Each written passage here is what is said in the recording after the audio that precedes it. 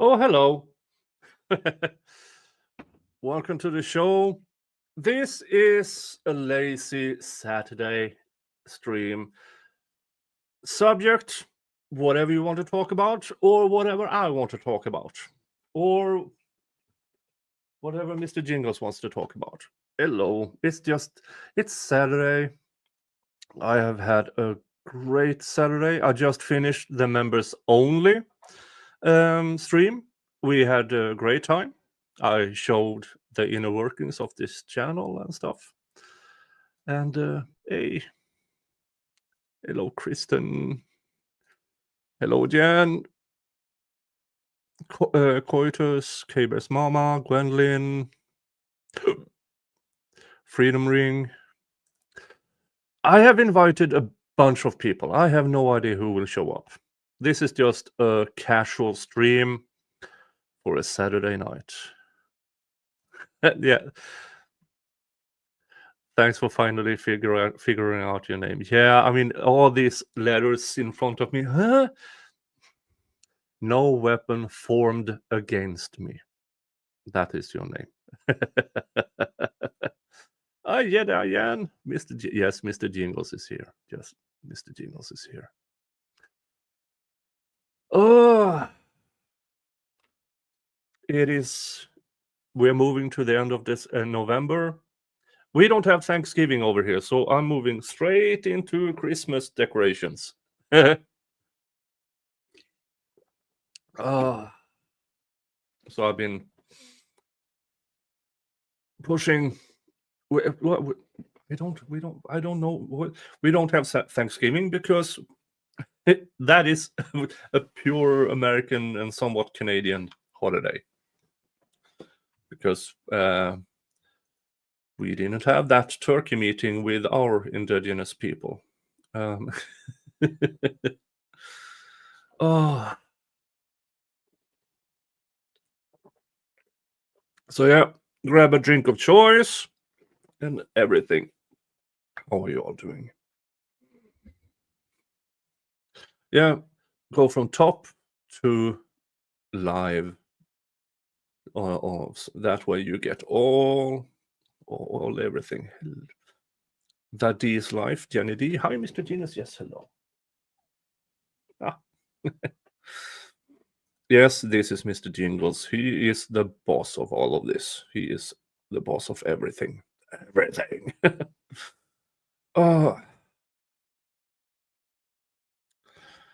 Let's see here.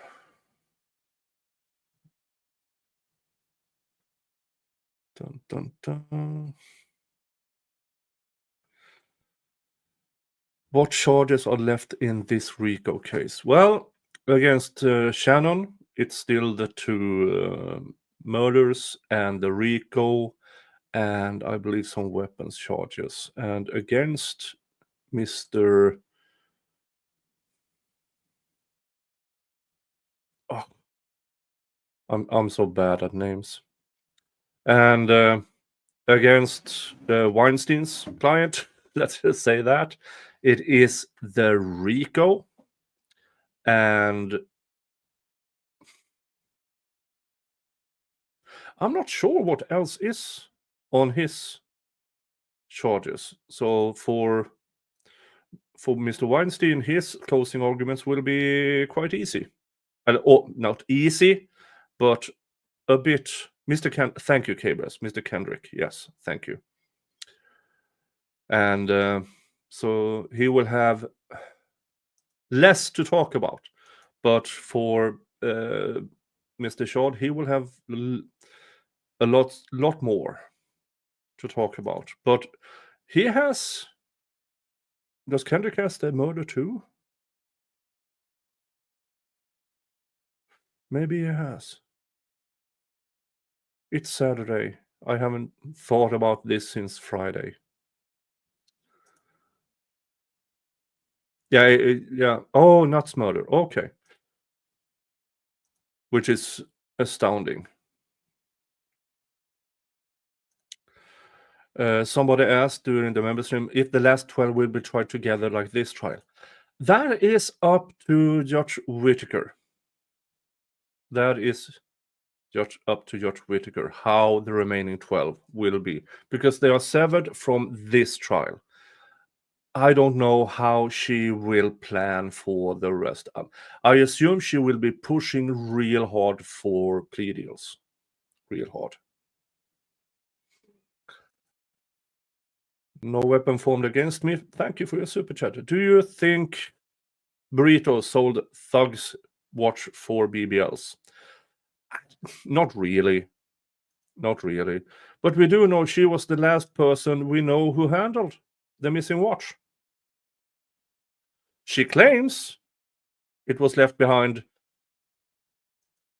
but where's the evidence of it? Where's the evidence of it? Do you think state leaked the Jack with video? Yes. This is retaliation from the prosecution that they weren't allowed to bring this in because Mr. Dennis was yeeted. So now they are spreading to people who have, well, they're out for clicks. Now I can joke about grifting. Those who, oh look, here's an interrogation video. Let's get the clicks. Let's get the views. Even if I got it, I wouldn't show it because I don't care how many clicks and views I will get from it. No. It was out of the trial and I'm not interested in it. And that video, what did it show? Nothing. Just Jack eating away and saying basically nothing. Nothing of worth, at least. But it's annoying. But there are people out there who are just after the clicks, like whoever DJ Economics. Don't be a DJ Economics, folks. I mean, yeah, are there a lot of snitches in this case? Yes. Who tried to save their asses from jail, from prison. Yeah. What's his deal besides kneeling? Give me more, prosecutor, give us more. I need the clicks, I need the grift. Yeah, I'm not going to be one of those.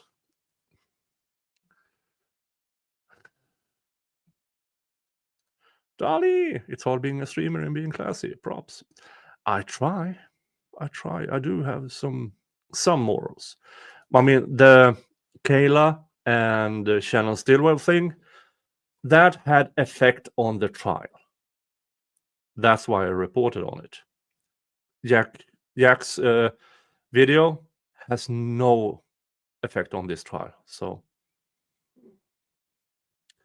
to your choice, have you done a YSL dramatic reading recently? Nope. I did my dramatic reading of Mr. Williams' lyrics back in December of last year, and that is the only time I'm planning on it. You will have a hard time getting me to do that again.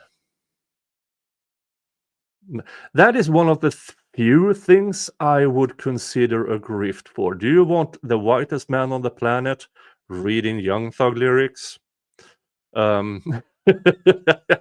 Nah, I'm good. I'm good.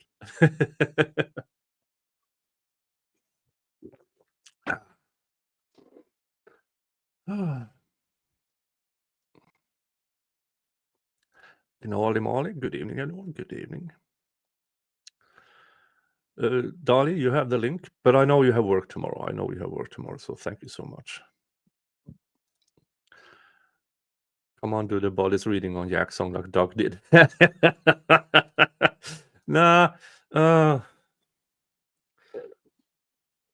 Wait a minute. Let Jack got the lyrics.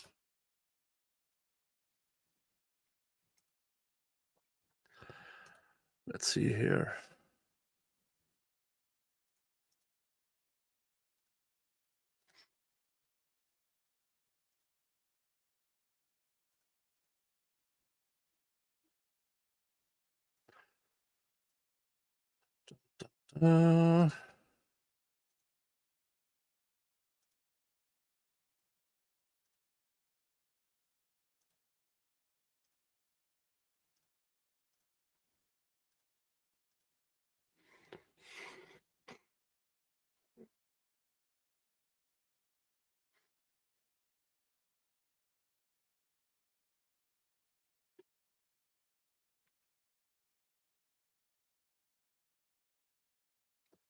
Okay, that has a lot of N-words.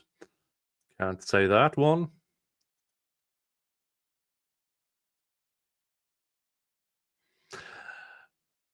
That also have a lot of N-words. Oh, first word an N-word.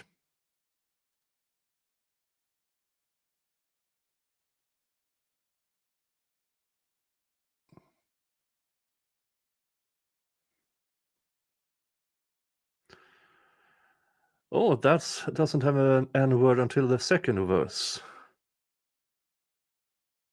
Oh, it's only have one. It only has one. The Take It to Trial only has one N-word.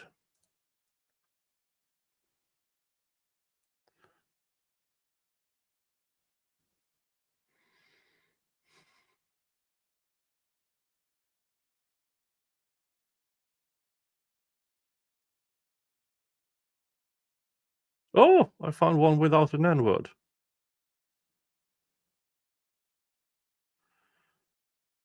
No, there it was. There it was. Oh, okay. Darn it.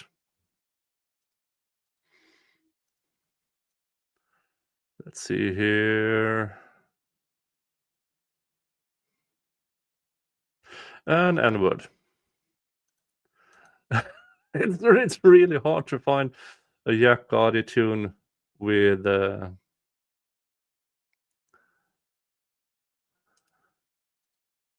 without the N-word in it.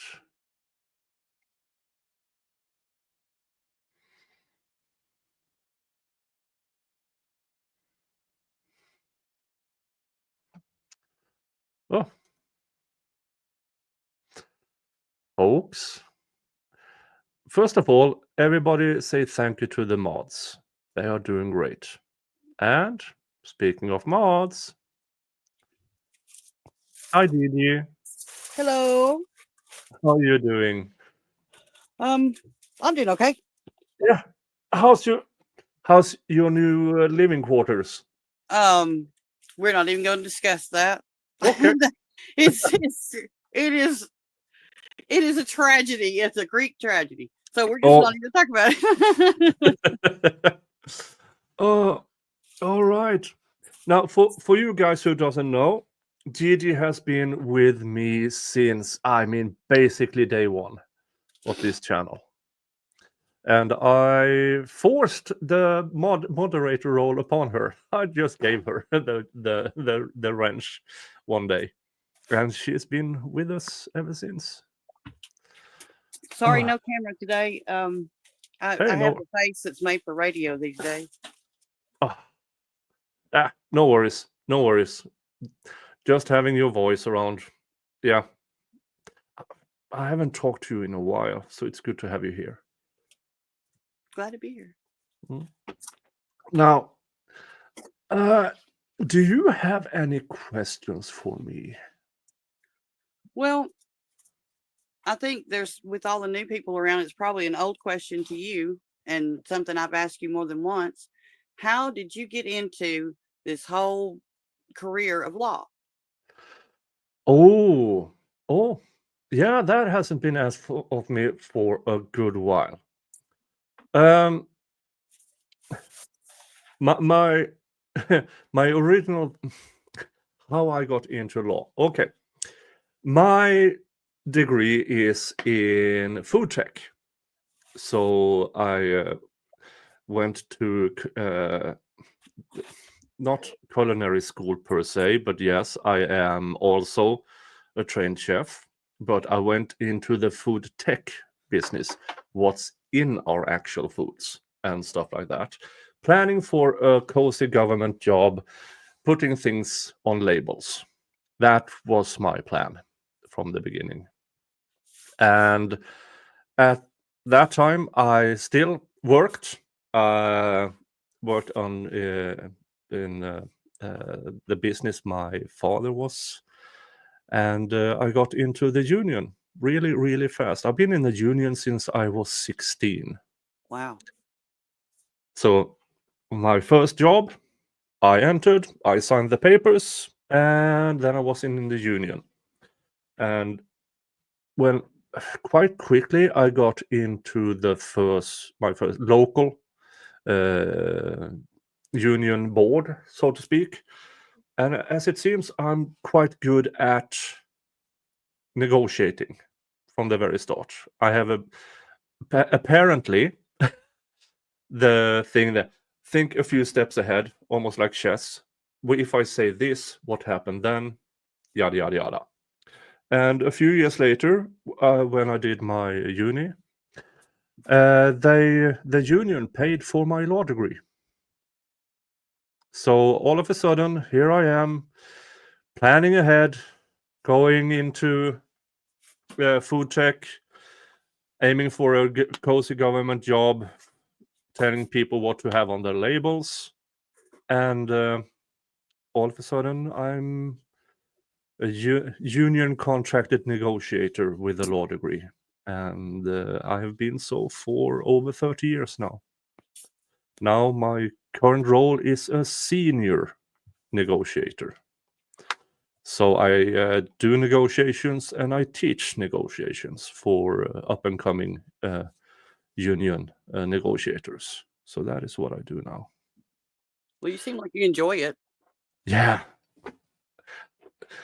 Enjoy it.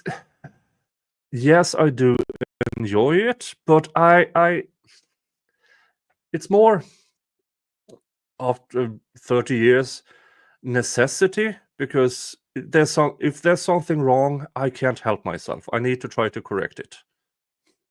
And there are no shortage of clients. There's never a shortage of clients. Brooklyn asks, are there unions as dirty as unions in the United States? No.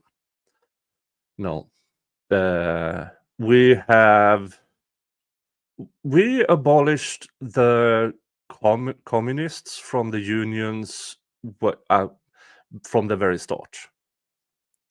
So we don't have this revolutionary approach like the most US unions have, where everything is a fight. We are more into negotiations and cooperations with the companies and the umbrella. Well, most companies in Sweden are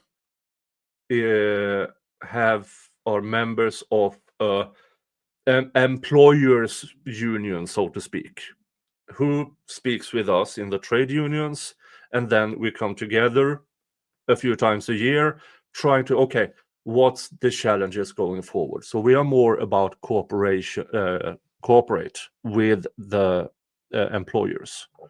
Now my role is more when things go south, there is when I come in. So no,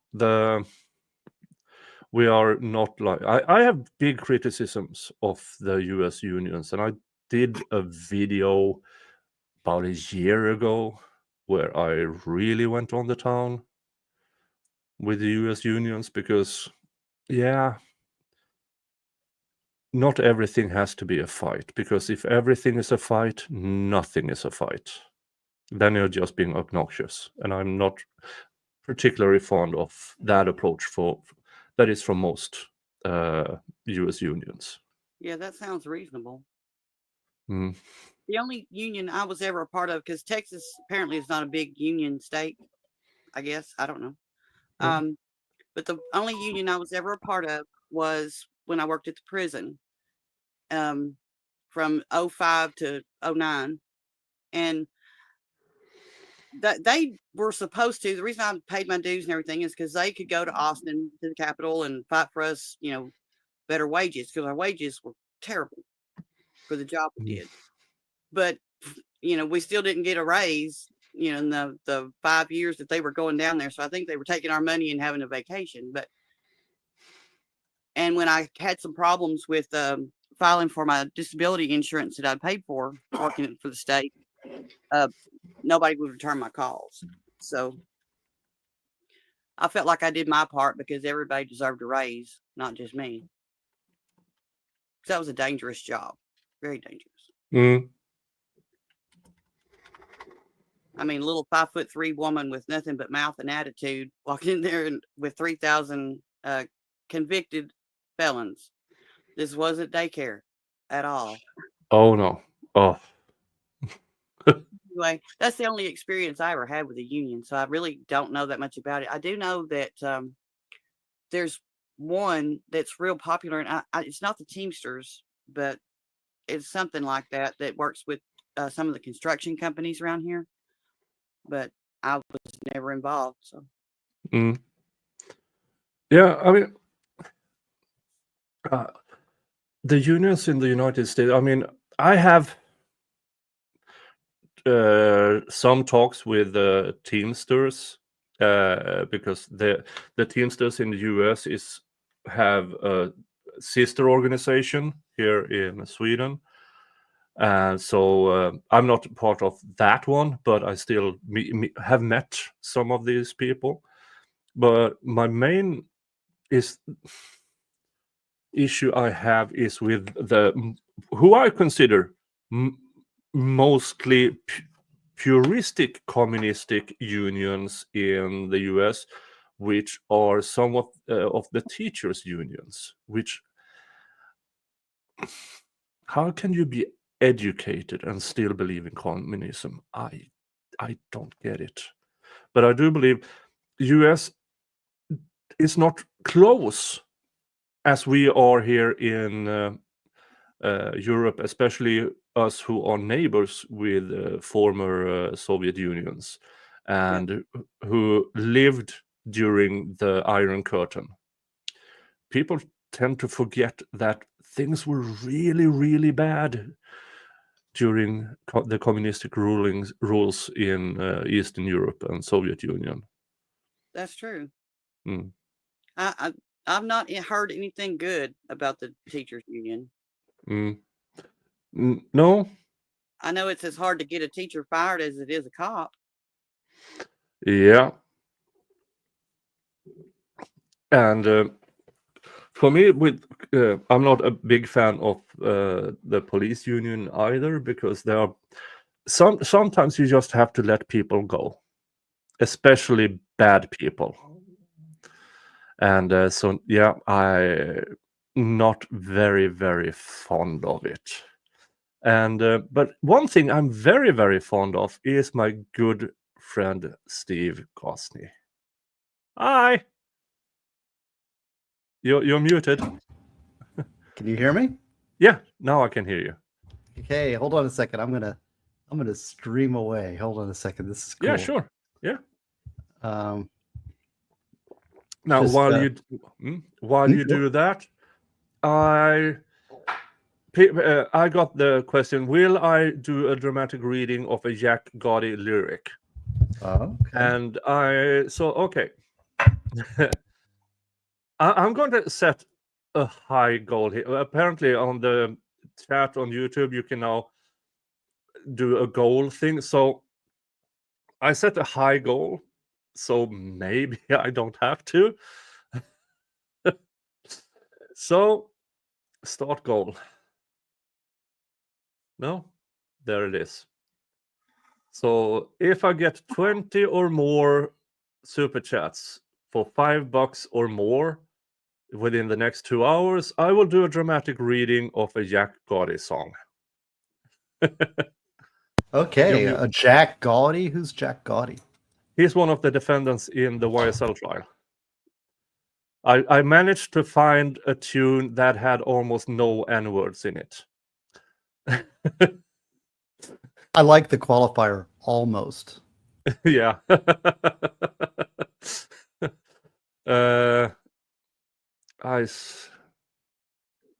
Let's see here, which is, I think, the one with the least amount, or let's see here, is the Count Up with Gunna featuring Jack Gotti.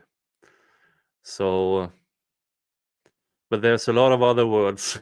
There's a lot of other words which will get this stream demonetized. So, yet again, challenge accepted. All right. Yeah, this is yeah. See the I've got ghosts. Look at that. So man, how's it going? I you just sent me it. I just randomly saw it, and I'm like, you know what? I'm just gonna go say hello to Nick, my buddy. Yeah, I'm just doing a lazy Saturday stream because I mean, I invited folks I haven't invited for quite some time as well, because the YSL trial has been more or less my entire life for a year and a half, and most Isn't it absurd? Yeah. I mean, is this an injustice? It's absurd that there's actually a trial going on. For how long? Well, the trial technically started when the jury was sworn in November 27th of last year. But they started the jury selection in January of 2023. How can there be any semblance of justice out of whatever's coming out of this? I mean, I don't know. Give me some perspective. In Europe, what is the longest you've seen trials go? Oh, wow. Well, we have a few terrorism trials that went on for quite some time, but the longest trial in Sweden is the Lundin Oil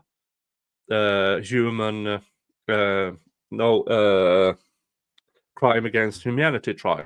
That has been going on now for 12 years.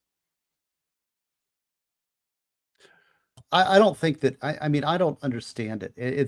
I don't understand that kind of. There needs to be some editing, you know, some get to the point editing. I don't understand how that's if it's that complex.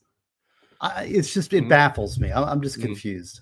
The longest criminal trial must be the serial killer trial against Thomas Quick but that was portioned out, one for each alleged murder, which was 6 of them, and none of them were more than a week and a half long, but it was over the span of 3 years.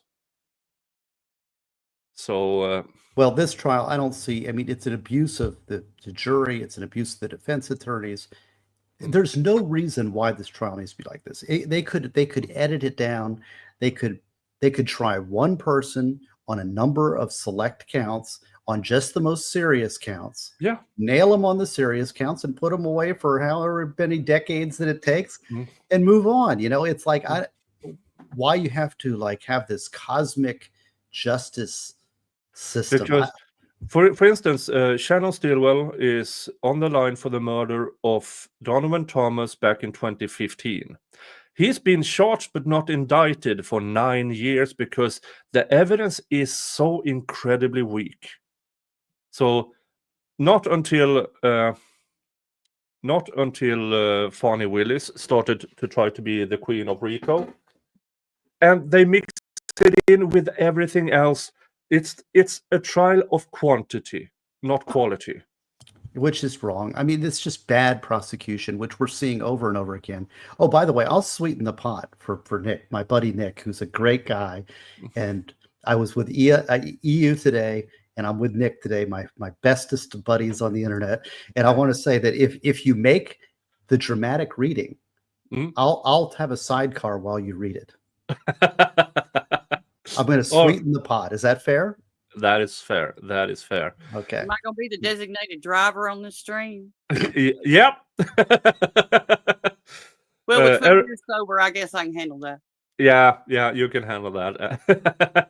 And you've been a corrections officer, so Yeah. Keep everybody in line. Erin Olivia just got here. Why am I sending money? Well, is that Gigi up here, by the way? Yeah, that's Gigi. I think I was interacting with her a little bit on Twitter today. Was that you on Twitter, Gigi? I don't know if it was today. I interact with you a lot, though. I'm the one that emails you all the time. You used to critique all your trials, your appellate trial. That's funny. I love it. Well, you know, there's a lot of good people out there, and that's the thing. You get to meet some good folks, and you know, if you come in with a good attitude and expect the best out of people, you're going to find really good people like Gigi here, and there's a number of people we disagree sometimes, you know, but we do it politely and with respect, and it's fun because that's the best of what we can do on the internet, right? And you know, Steve is such an awesome person. He and Nick both just blow me away. I wonder sometimes, what am I not doing that I should be doing? But both of them take out of their own time to talk to a goofy old woman that is considering things in her life. And I just think that's amazing. And I appreciate you both. Oh, well, I usually respond when somebody says something intelligent and worthwhile to respond to. And you are one of those people that does operate, I'd say, at a level of intelligence and worthy of responding to. So thanks for being somebody who's got a brain and actually puts it out there for us. Oh, wow. Thank you. Yeah. For Erin Olivia, thank you. If I get 20 super chats within 2 hours for $5 or more, I'm doing a dramatic reading of a Jack Gotti song. So that is why you're sending in money now. And Steve will have a sidecar. Just hope Brandon's not lurking out there. He'll do it all at once. You know? Yeah, $4.99 is considered $5. I can see that on the counter. Dolly, have you considered doing a replay of the trial? That won't happen. That won't happen. Because first of all, once this is done, there are 12 more defendants waiting. Absurd. So are severed from this trial for different reasons. What a disaster. Hey, EU's in the chat too. Did you catch any of our stream? We did like a 2.5 hour stream. I caught the beginning of it, and I've been having it in the background, but I can't say this is one of the things that I will catch on replay. Freedom, can't set this for $5. Is $4.99 good enough? Yes, it is. Yes, it is. Thank you so much. HM, $20. Well, it's $5 or more, so I'm very happy. Glad to see you Does back. does that count as 4 or does that count as 1? No, that's on you, by the way. He is doing it on your channel, so it doesn't count on mine. Oh, this is on my channel. Oh, well, thank you, Emma. I'm glad to see you back on YouTube. Yeah. Oh, that's so sweet. Thank you. I don't even know what I'm doing. I'm just, I'm having a free night tonight. I actually was sick. I had like a little 24-hour thing. Maybe it was just exhaustion. I'm so exhausted at my new job. I'm just working so hard. I don't have much energy or time to stream. And I came home yesterday and I was just wiped out. So I slept. And now I went today. I had the Miami Book Fair, went to the Miami Book Fair. I streamed with you today, and now I'm on with you. And so I had a little energy because I had some sleep yesterday instead of working all the time. I wore myself out, man. Yeah. I mean, it's hard to have a day job and do this streaming. Looking back at a year and a half of the YSL trial, where I basically been streaming every day. Now, I did switch to recapping a few months ago, mostly, because, I mean, I get up at 4:30 in the morning, check the farm, go to work at 6 a.m., going home to 2:30 p.m. Then at 3 p.m. my time, the trial starts. And I did that for a better part of a year, day in and day out. Your farm looks beautiful, though. I want to move to Sweden. Oh, my farm is amazing. It's amazing. And it's my retirement fund, so to speak. Because Hey, Toyo Toys asks a very dangerous question. You see there? Oh, hold on. Yes, what's a sidecar? The question is, how big a fan are you, Nick? Because do you know what a sidecar is?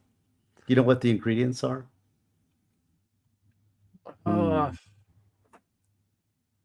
It's something with orange and lemon. Yes, that's right. Well, so it's easy because it's the French sidecar. There's an English sidecar and there's a French sidecar. The French sidecar is a lot sweeter, and I like sweet drinks, right? So it's 1/3 orange liqueur, which is Cointreau. It's 1/3 sweet and sour. I use Rose's sweet and sour, and 1/3 brandy, which I use a Fundador, which is a Spanish brandy. So it's a third, orange liqueur, brandy, and sweet and sour with a sugar rim to really give it the extra sweetness.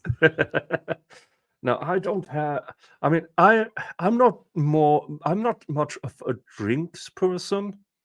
We have something, we call it a grog. It's a 2-part drink. It's booze and chaser. That's more. But then again, gin and tonic, that's a 2-parter if you don't have the olive and stuff. So, but I'm more a whiskey guy. I mean, yeah, actually, Ginger with the Soul says bitters too, and that is an ingredient. You can add bitters to the sidecar if you want, and it doesn't have to be. I've had different sidecars before. I had the best, or I learned to like sidecars at the Ruth's Chris Steakhouse, which has a really good sidecar. But I like it sweet. That's the key. But you don't like mixed drinks as much there, Nick. What is your favorite drink? Drink. Well, my go-to drink when I have a drink, it's almost always a gin and tonic. It is, and most of the time I use the what do you call it? The Navy Strength gin, which is the higher proof gin. And then I more or less show the tonic for the gin, because when you get up to there, you don't need much to add on to the gin and tonic. I don't know. I don't. Gin, then isn't that paint thinner? Yeah. It's got dual But- use. Hey, Gigi, what's your favorite drink? Well, I was always a straight whiskey girl. I do daiquiris to look cool with the other girls when I would go out way back when. But I always had my fifth in the car because I was a straight whiskey girl. And I was a bartender for a year and a half, and I'd never heard of a sidecar, Steve. So thank you for teaching me something. It's a little unusual. I don't know where well, like I said, I had one at Ruth's Chris Steakhouse, and they had it's I think it's a little more old fashioned. The French sidecar says a third, a third, a third. It's real easy because you can pre-mix it and then put it in the fridge. That's what I do. And then like when Brandon comes on and bribes me or whatever, or we come on Nick, we celebrate. You know, it's easy just to pour into a chilled vodka glass, and then I just rim it with sugar. But then if yeah, so I like that, you know, but the English sidecar, I think, is like 7 parts brandy with 1 part orange liqueur, 1 part sweet and sour. So it's a much stronger drink, you know, the British kind of in the Churchillian tradition. Yeah. Let's see. Well, since we are talking about whiskey, I'm having myself a nice one. This I bought in United States. Now this is straight bourbon whiskey, finished in port wine cask, limited edition. When I was in the United States, me and Dave went to this up-and-coming manufacturer. This has only been out in stores since October, and it's only sold in Michigan, maybe Kentucky, well, maybe just 3 or 4 states, and it's really, really good. So I'm actually having myself talk himself into it. It's fun, you know. I don't know. I had this Angel's Envy whiskey. I think it was. Did you heard of Angel's Envy? I don't know, man. I'm not a whiskey guy. I know all these lawyers love whiskey. Boy, that is hard stuff. Yeah, I mean, if you don't like whiskey, you have to go for a blended, very smooth one, and the Japanese are really good at it.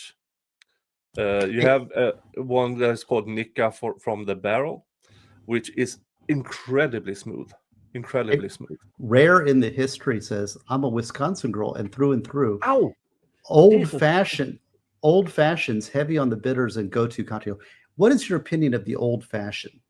Have you ever had an old fashioned? I've had it, but why ruin a good whiskey? Well, I'll tell you, I can't handle whiskey. I tried it. Where did I have that shot? I think it was Brandon that paid me to have a shot or whatever, but it was like, I mean, it is so harsh, man. I don't know. But somebody was saying that Angel's Envy needs to be mixed with something. I have no idea what Angel's Envy is. I'll show it to you. I'll get to it. Hold on a second. The D's Life Unity. Come on, everybody want to hear this. Yeah, we have 4 out of 20. $5 or more super chat. Yeah, this turned into a grifting stream of sorts. 4 out of 20 super chats, $5 or more for me doing a dramatic reading of a Jack Gotti song. And then Erin Olivia went over to and that's Steve's channel. Thank you. You know, you guys are welcoming me back with. Yeah, this is Angel's Envy. It's let me see. Kentucky straight bourbon whiskey finished in port wine barrels. It is 43.3% alcohol by volume, 86.6 proof. So how much is that whiskey what's the proof of that whiskey that you just got? What's the percent? Nick, you there? Yeah, I'm here. I mean, this is 55.5. This is probably on the stronger end that I have. Well, this one's, what is it? What's the percentage? 55.5. That's proof, or is that alcohol by volume? Oh, 111 proof. Okay, yeah. So that's even stronger. This is 86.6 proof. But I do. I mean, once I look at it and smell it, my mouth is watering. So it is being diluted. Okay. Well, what do you dilute it with? Tonic, you said? No, only gin. I dilute with tonic. No, this is a well-known joke over here. Let me I tease you. I like this booze so much. I only drink it with my eyes closed, because if I open my eyes, my mouth watering, and I don't want to dilute it. Let me see you drink a swig of that, because that is tough stuff. How can you do that? I don't understand these. I don't know how these lawyers do it. I'm impressed. I about killed me. I had this stuff and I was like, But here's the thing: when I drink it, I don't take a swig out of it. It's just touching the lips, more or less. I don't know. You're killing me with that, but I'm impressed. Maybe it's the cold weather up there. Well, yeah, maybe. Oh, but I grew up in the part of Sweden which is moonshine country. So I mean, 80% alcohol is the standard, and then you dilute it to 40 and allegedly sell it. Sweden has an alcohol monopoly, and so it's only sold in certain stores. And where I grew up, the local politician says we can't get one of these stores here because then all the housewives will be alcoholics. Well, okay, so let's have them keep drinking moonshine then. And yeah, where do we have? We had some moonshine up in Tennessee, and when we went up, it was a great vacation in Tennessee, and there was a moonshine factory or some sort. It was really good, actually. I must say, I wasn't unhappy with it. Something about this whiskey. How you guys? I don't know. There's a lot of lawyers love the whiskey, though. You know that? Yeah, but American whiskey is not like Scotch whiskey, and so it's much smoother. But I don't know about that Angel's Envy thing. Well, this was recommended to me by a bunch of drunken lawyers. Yeah. Okay. Yeah, but I don't know. I got it because they said, "What's a really good whiskey?" You know, and so I'm like, it's expensive stuff. It's like $90 for this bottle. But let me tell you, it's not getting drank. I mean, unless I don't know. Next time I'm going to the States, I have to take a tour down to Florida and visit. Yeah, you should come visit Miami. You know, it's as bad as my little experience was that I went through down here. There's a lot of great things about Miami. You know, the food here, the restaurant scene is just great. There's so many great food, and it's a beautiful city. I mean, there's some infrastructure issues and some garbage issues like that, but there's also some beautiful skyline. There's the water, and South Beach. There's some beautiful neighborhoods, and I really love the culture. You know, the Cuban culture, the Latino culture here, Spanish culture is wonderful, and there's just a lot of things to do. And I mean, I will say that there are some great things about Miami. I mean, I know that I don't judge it by the things that happened to me. You know, I've had a bad experience, I should say, but that was mostly the criminal law community that didn't exactly welcome me. You had competence. I mean, you're right. Well, they really need some fresh air down here in that little niche. But, yeah, it seems like the Miami-Dade, there's an unhealthy. I mean, lawyers and prosecutors can hang out. Never have been an issue. But it's when they start to cooperate, that's a big danger. I mean, and not talking about videos and stuff. Yeah.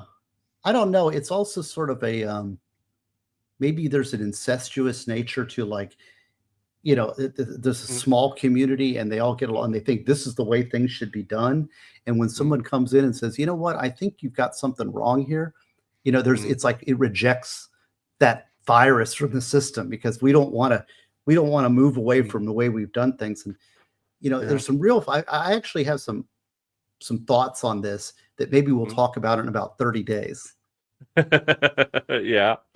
Right. You know what I'm saying? Yeah.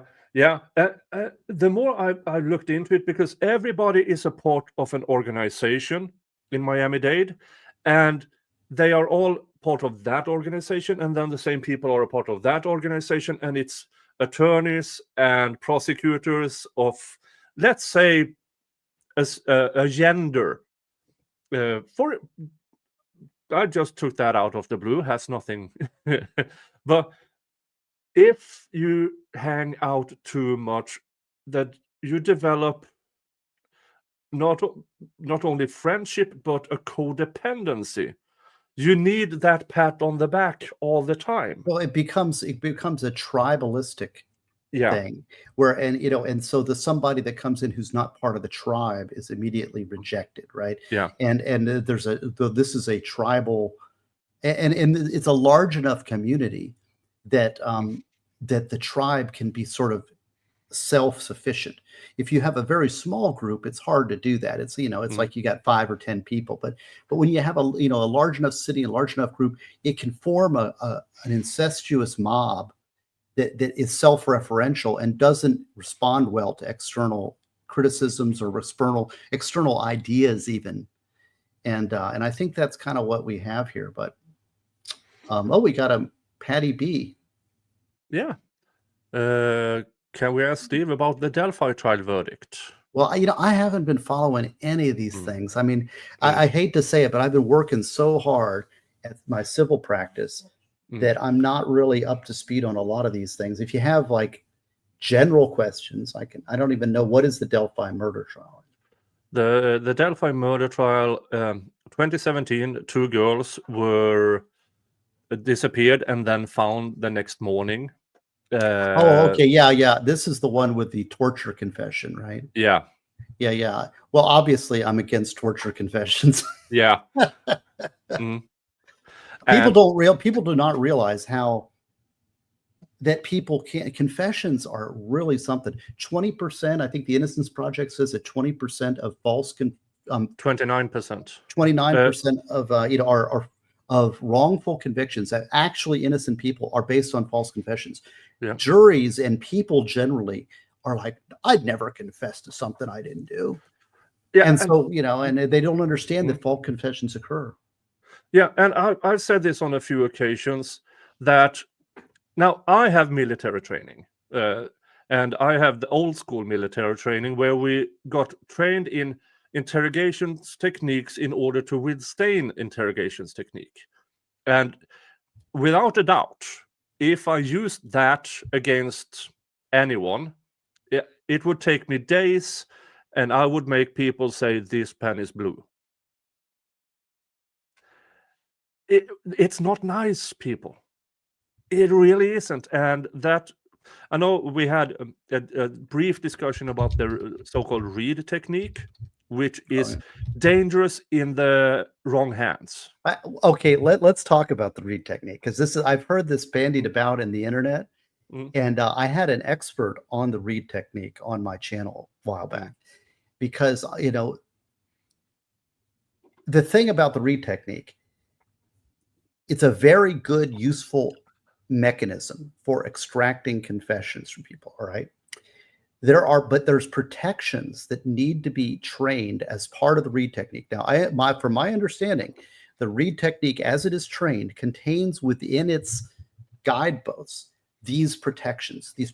For example, a holdback list is, right? Are you familiar with a holdback list? A holdback list would be a list of facts that you know that only the killer would know, for example, but you don't introduce them into the interrogation. You don't suggest. There's certain things that you just do to protect from false confessions. So the read technique in and of itself is not problematic, like what you said, if done properly. The problem is that people get a hold of this mechanism by which you can extract leads, and they don't use this protection mechanisms and extract false confessions using this technique. So it's kind of like a firearm. A firearm can be used for good or evil, right? They have got the science of the interrogation so well oiled that they can get people to say stuff that they wouldn't normally say.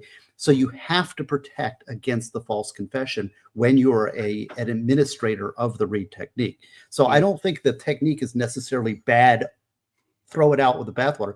What I'm saying is that there needs to be protections around it that are utilized, trained and utilized by the interrogators.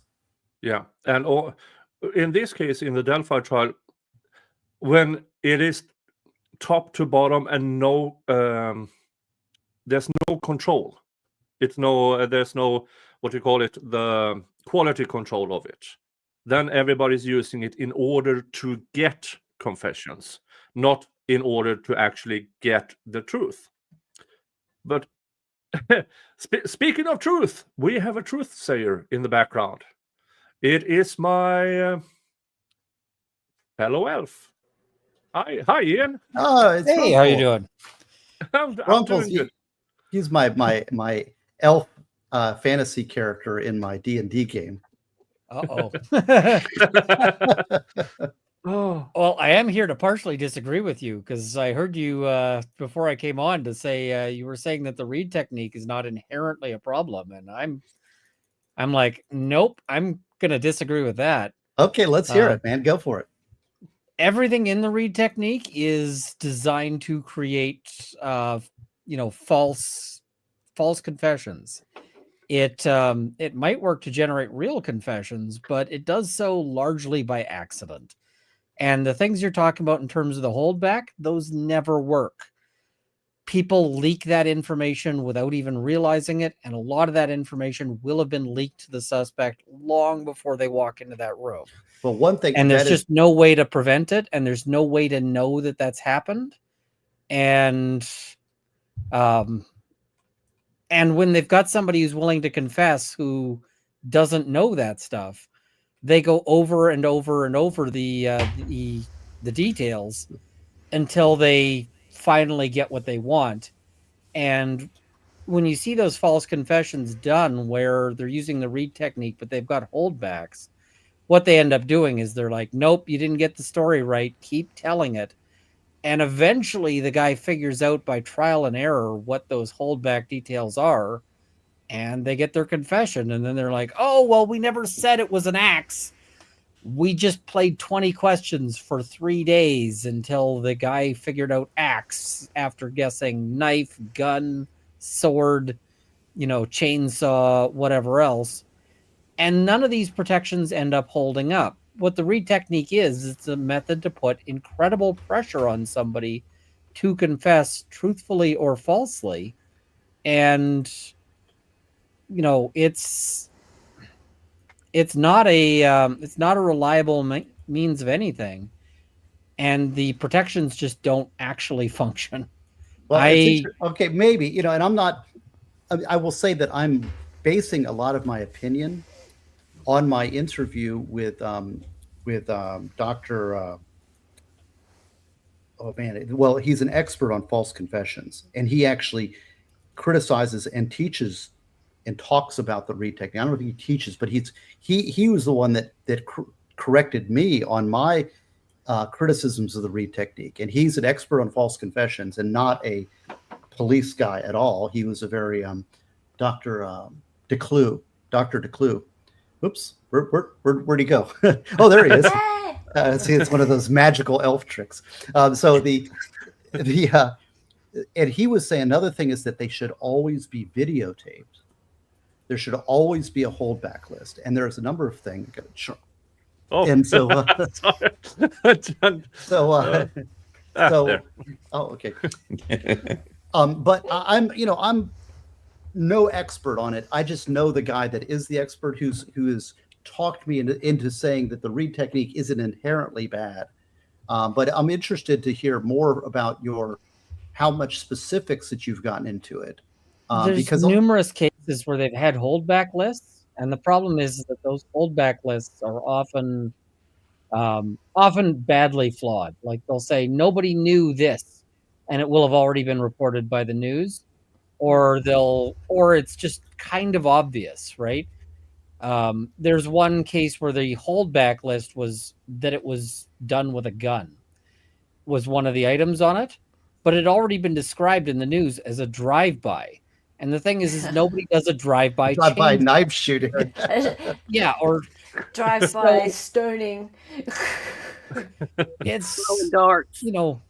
I'm not super but confident isn't when that- we get that kind of issue. But isn't that an implementation problem rather than because like you said, you've got to have a holdback list that is actually something that actually the killer would know, not something that's blatantly obvious, like you're saying. The problem is that these holdback items it's impossible to tell if it's been contaminated or not, because all it takes is one guy to just let this slip and it's ruined, right? And people hear things when they're being booked. People hear things when and it's not actually a reliable protection because of all of that. And in the Delphi case, you have the psychologist who treated Richard Allen, who also was a true crime fan and member of several Facebook groups regarding the Delphi case, and the Discord and the Reddit of the. So this this van thing that he said he was startled with had been talked about for years. Okay, but in those I just, forums. On that though, I asked Andrea about this the other day, and I said, did I miss something? Did the defense bring up at any point in time clearly to the jury that his confessions could have been influenced by Dr. Waller and her exposure to these people online? And she said no. So in order for the jury to put those pieces together and go, okay, the van and other things that only the killer could know, how could he have found out that information from somewhere else? The thing is juries ultimately juries don't care. There is basically nothing that a defense lawyer can do about a false confession because juries. I don't agree with that. See, no, it's Runkle and Gosney of disagreeing time. I had a false confession case, and that's how I know Dr. DeClue.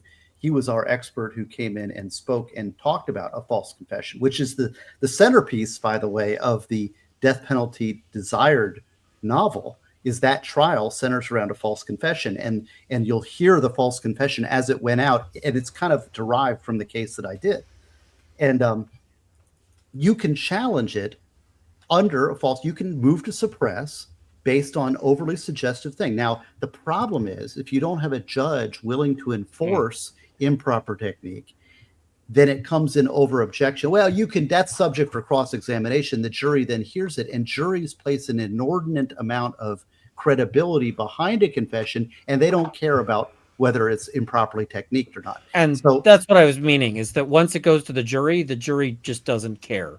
Anything you tell them about, bad technique, there is no, when the judge says, oh, you can fix it on cross, you can, elicit all of this. They're not listening. They just hear the confession and that's it. No, you're right about that. And judges need to be much more aggressive about suppressing, but it's just not, they just don't. So I recognize that limitation, and we had, like I said, we had a false confession. We moved to suppress. The judge blew us off, said use that on cross. We had our expert who talked about, he actually used our false confession in a national seminar in San Diego to show everything that was wrong with how not to do an interrogation. They did everything wrong. For example, one of the things our client was saying was, I don't remember what you're saying. Because they were suggesting, you remember this, don't you? She's like, I don't remember. And they said to her, that is not an acceptable answer. That's textbook read technique. Yes. And it's like, and she's like, it's not, but I don't remember. But no, that's not acceptable. And then they'd suggested things, and it was very, very coercive. And he testified everything was done wrong in that case. But that's how the read technique works. Like that is part of the instruction manual for engaging in the read technique. Well, that's not misusing it. That's using it exactly as directed. Well, that shouldn't be done, because somebody that says they can't remember, you can't force it. And we also had a very submissive female. There comes the book. My book was basically a submissive female, and it always puzzled me how a submissive person, an agreeable person, could end up in prison, because most defendants are very disagreeable. And one of the ways was they coerced a false confession out of her. And that was one of the reasons I made my character a submissive character, because they are much more likely to be susceptible to suggestion and to agree with the interrogator, especially when they trusted the person. There's false confessions are very dangerous, and people don't know until you've been put in that situation. It's like most people, I would never do that. Well, you don't know that. You don't know that. I put in the private chat, by the way. They wouldn't. Yeah. People really think that there's just no way they would ever do that, but you never walked a mile in someone else's shoes. Yeah, but one of the basic why this read technique is even a thing in the United States is cops are allowed to lie. I have a problem with more than, and I'll tell you, I have a philosophical problem with that. Now, it may extract false confessions. There may be techniques and stuff that may be allowed. Maybe there should be a lying warrant that's allowed. The problem, though, is it internalizes deception from the part of the government. So then if it's okay to lie to a suspect, is it okay to lie on the witness stand? Is it okay to lie in your police report? Is it okay to lie here and here? It becomes, that's the way we do things. And that acceptance of deception in the institutional, that internalization that this is okay, is corrupting to the law enforcement agencies. I can't disagree, but the United States have. What do you think, Runkle? Are you going to disagree with that? Come on. Let's see. Let's just. No, I mean, test lying is a huge problem. It's, the thing is that officers are probably not going to stop lying in court anytime soon. But it becomes acceptable practice institutionally. That is a larger problem than just the it expands outside. You can't just limit it to this little interrogation room. Now all of a sudden the defense attorney, and now it's the court. Now it's okay because they're bad guys. It becomes a moral problem at that point. Well, cops lying on the stand is not it's not unusual in the rest of the Western world, and so I don't think that is so much a parallel to them allowed to lie in. We don't have the read technique over here, at least. But cops lying on the stand and cops lying in interrogations, I don't think it has the parallel might not be there, because that happens all the time in the rest of the Western world. It's a big problem that cops lie on the stand. Full stop. And I think they directly a lot of officers teach each other to lie. Yeah. Well, I do have a great experience from a great legal scholar of mine, a friend of mine, Leroy. The popo always be lying. What's really interesting is when you see one cop interrogating another cop that already knows what the game is. And then you hear them confessing stuff that some fits the facts and some doesn't. It's the strangest thing I've ever seen. Yeah. Yeah, I agree. But when it comes to false confessions, that is a whole other subject than cops lying on the stand with my limited knowledge about the read technique. The baseline is you have the person already, which is the absolute wrong way to approach any interrogation, in my opinion. And I don't know how to get a hold of, because if the read technique, if it can be used wrong, well, everything that can be used wrong will be used wrong. It's Murphy's law. If anything can go wrong, it will. Especially if you are predetermined in that it's allowed for me to lie to this suspect. And we have that case from a few months ago with the guy who confessed to his dad's murder, and his dad was still alive. And Richard Allen confessed to starting World War III. He confessed of murdering his mother while on phone with his mother. Yes. He also said, I will say anything they want me to say. Yeah.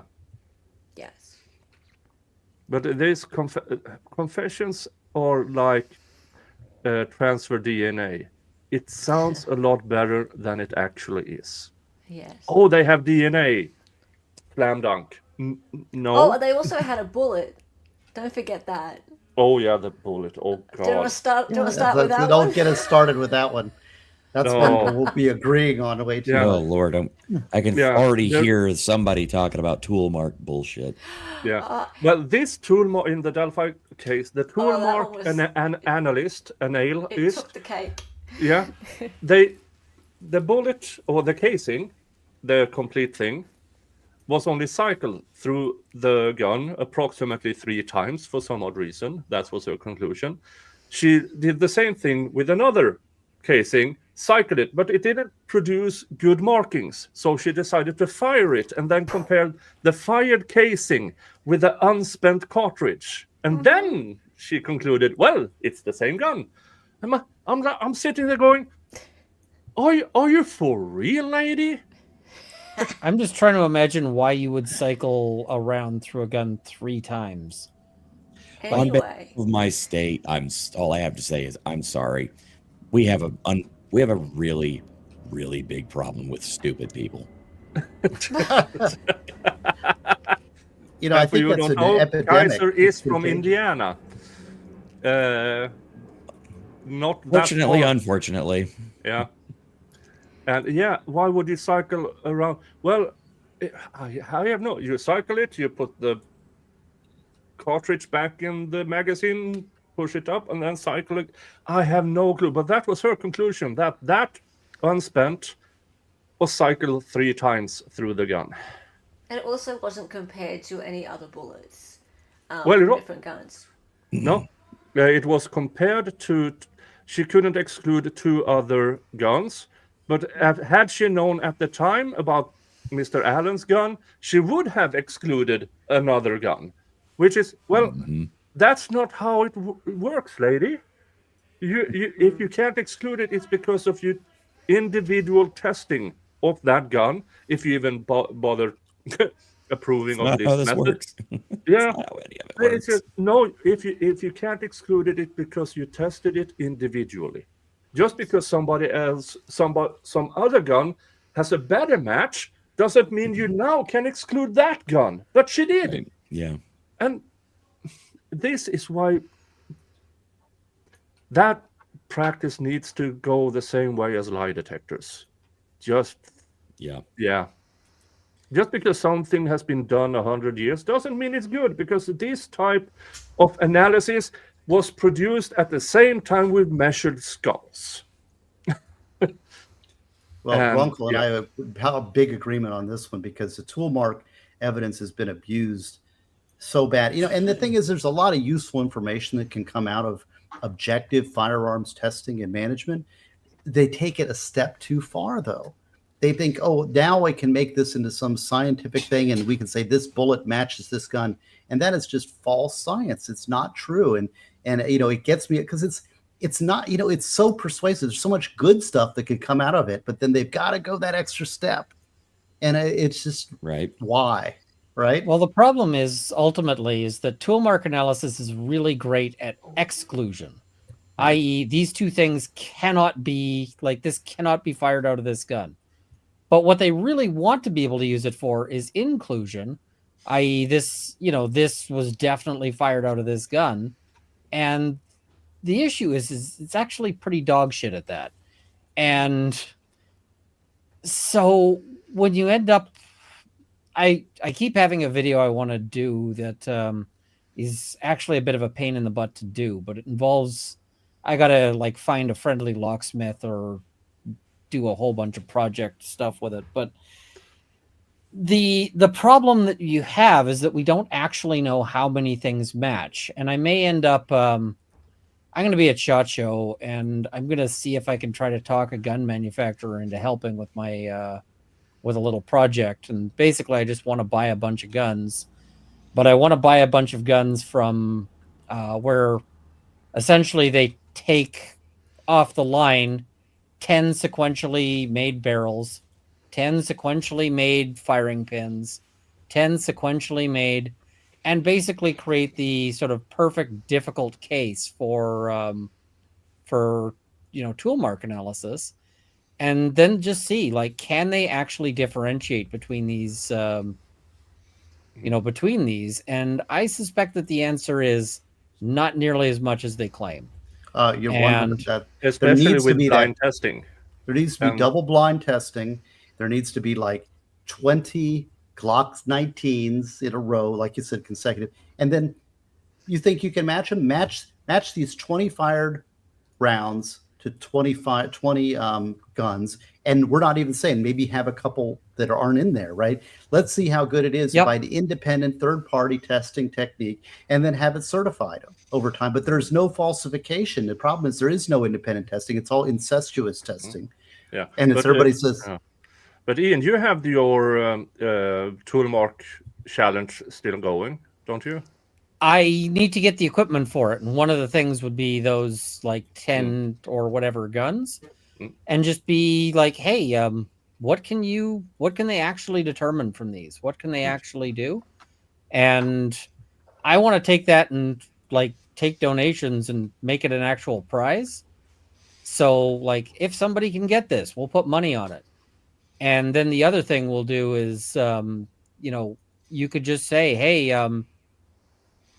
defense lawyers, if you've got an expert for the prosecution, we'll show up, we'll set it up, we'll put in an envelope ahead of time, we'll send it to the prosecution ahead of time, a sealed, thing, just so that it can't be tampered with.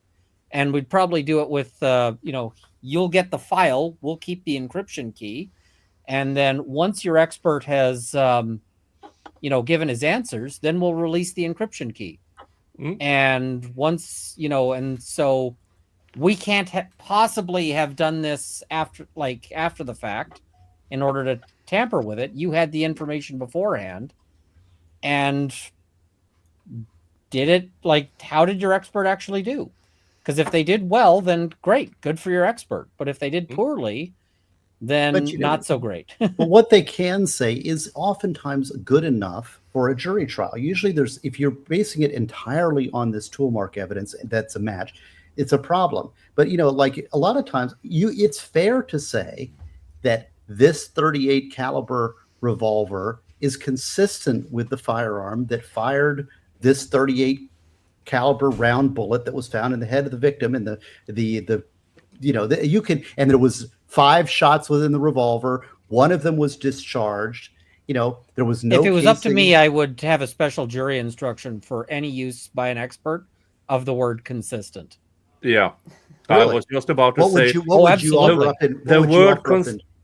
word consistent with. I don't have a problem with them using consistent. No. They just also need to clarify what the hell that means to the jury, because if they don't clarify it, we're essentially misleading the juries. Because what would you clarify it to? This beer is consistent with this beer. It doesn't mean it's the same beer. Yeah. The word consistent with is a word I don't like it, because it can mean anything, because it's up for interpretation, and it sounds much better than it actually does. To it's like a reasonable transfer degree DNA. of scientific certainty, like when they say that. Except that's not scientific. What I'm saying is that you'd say that this bullet could have been fired from this gun. Yeah, right, but could have. Right. When they say is consistent with, what the jury hears that as is was. Yeah. And what they should be given the clarification of is that just because it's consistent doesn't actually mean anything. It doesn't mean that they've excluded even a single gun off the planet. Because, for instance, I'm drinking a can of Coke right now. That's consistent with me being a murderer. It's also consistent with me not being a murderer, because it's a product that's enjoyed by many people. It doesn't exclude either of those things. And I'm not And- disagreeing. What I'm saying is that because Florida F Department of Law Enforcement, the FDLE, they have experts that testify that bullets are matching, that if this bullet was fired from this gun, it matches. And so I would be happy with the step back from that to consistent, because I think that the matching thing is so obnoxious and abusive and unscientific that I'd be happy for the step back to consistent. Now you're saying that it should be even further step back to something else, which I'm not disagreeing with, but I'm just saying that what we have going on in Florida is so ridiculously bad that I would be happy with something less than that, right? Yeah, I mean, I would prefer the language of not excluded or something along those lines, or as I said, a jury instruction, which is you have heard an expert testify that one thing is consistent with another.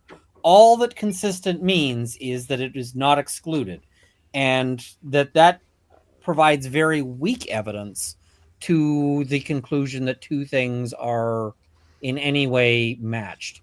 And so, I would also like an expert when they say something matches, if they don't actually have the ability to do it, and in most cases they don't, I think that should be disqualifying in the expert. Like, okay, sorry, that expert's evidence is going to be excluded. Well, because they're saying something that is just not within the realm of. Again, it takes good judging and judges who are willing to do that kind of enforcement. And when I was with the public defender's office, we were working on cases to try to do that. I see somebody in chat here, Luke, was saying that Tobin got excluded on that issue. And which case was that he got excluded on? The Delphi case. The Delphi case, yeah. Because Tobin is the expert on this stuff. He is the almost the foundation of challenging this, and for him to get excluded is ridiculous. Well, I excluded him because he was going to get in the way of a conviction. So he was excluded because his training was in metallurgy. Metallurgy. Yeah, thank you, and stuff like that. Which the judge said the expert is not testifying about that, but then she took the stand and she was testifying about that because she compared an unspent cartridge with a spent one. That is textbook, because you have the heating of the material, you have the pressure. You cannot cycle a cartridge in the same form as it does when it's fired. It's stupid. But he was excluded. Yep. Do you think that they're using these words like consistent and what have you to just confuse the jury? Because we've seen that so much in the YSL trial. 100%. It's absolutely that they know that these are words that mean one thing, but that the jury reads as another. And it is, it's absolutely intentional. The use of that word is absolutely intentional, because if they would use the proper words for it, it would sound worse. Consistent with is a good word to. It's like correlation does not mean causation, and consistent with is a correlation word, not a causation word. And for instance, you have it's just a non-exclusion is all it is. It's not even a correlation. You can't even say. You can't even go so far as to say anything about it. It's like drowning and ice cream correlates. The diagrams correlate. Because you don't bathe as much in the summer. And you sell more ice cream in the summer. So the amount of ice cream sold correlates with the amount of drownings, but they are nowhere near each other. It's just a correlation on the diagram. It consistent with, but it actually doesn't mean jack crap. Yeah, I think lots of things can be consistent. That doesn't mean they have anything to do with one another at all. Words matter. The use of language really, really matters, and juries will hear things like that and pick up on them. How do you stop words like that being used? Is there a way? You set up legal principles of to exclude that. Yeah. How hard is that to do? Real easy. Is it? Sure. Treat it the same way as if as if a lawyer decided to say, this judge is a shithead, because they can sure keep that from happening. And so, if the court is able to keep that from happening, then they're able to keep the jury from using consistent, or the expert from using the word consistent. Yeah, but judges are often former prosecutors, and so are the appeals court, and so is the Supreme Court. So that is also a hurdle in this, because everybody wants a conviction, because everybody, I mean, you have a lot of prosecutors going, I have a 99% conviction rate, which for me only means, oh, so you knowingly prosecute innocent people. Well, it might mean that they drop charges against, like, they don't usually count charges that they dropped. So, in that. Yeah, but then the Innocence Project has 1 in 20 convictions in a criminal case is but per definition innocent people. So 5% of every conviction. So if they claim 99%, yeah, you're at least 4% away from an actual number. Interesting, because I did my statistics on my appeals, and I always found that there's about a little 5, 6, maybe 7% of my cases that I appealed that I thought were just absolute problematic trials, which should have been written and reversed on appeal. And of those, the statistics are like 0.6% were actually reversed on appeal, which is really, that's only like 1 in 10. I mean, that should have been reversed. I think appellate courts need to be much more aggressive on overturning these kind of things.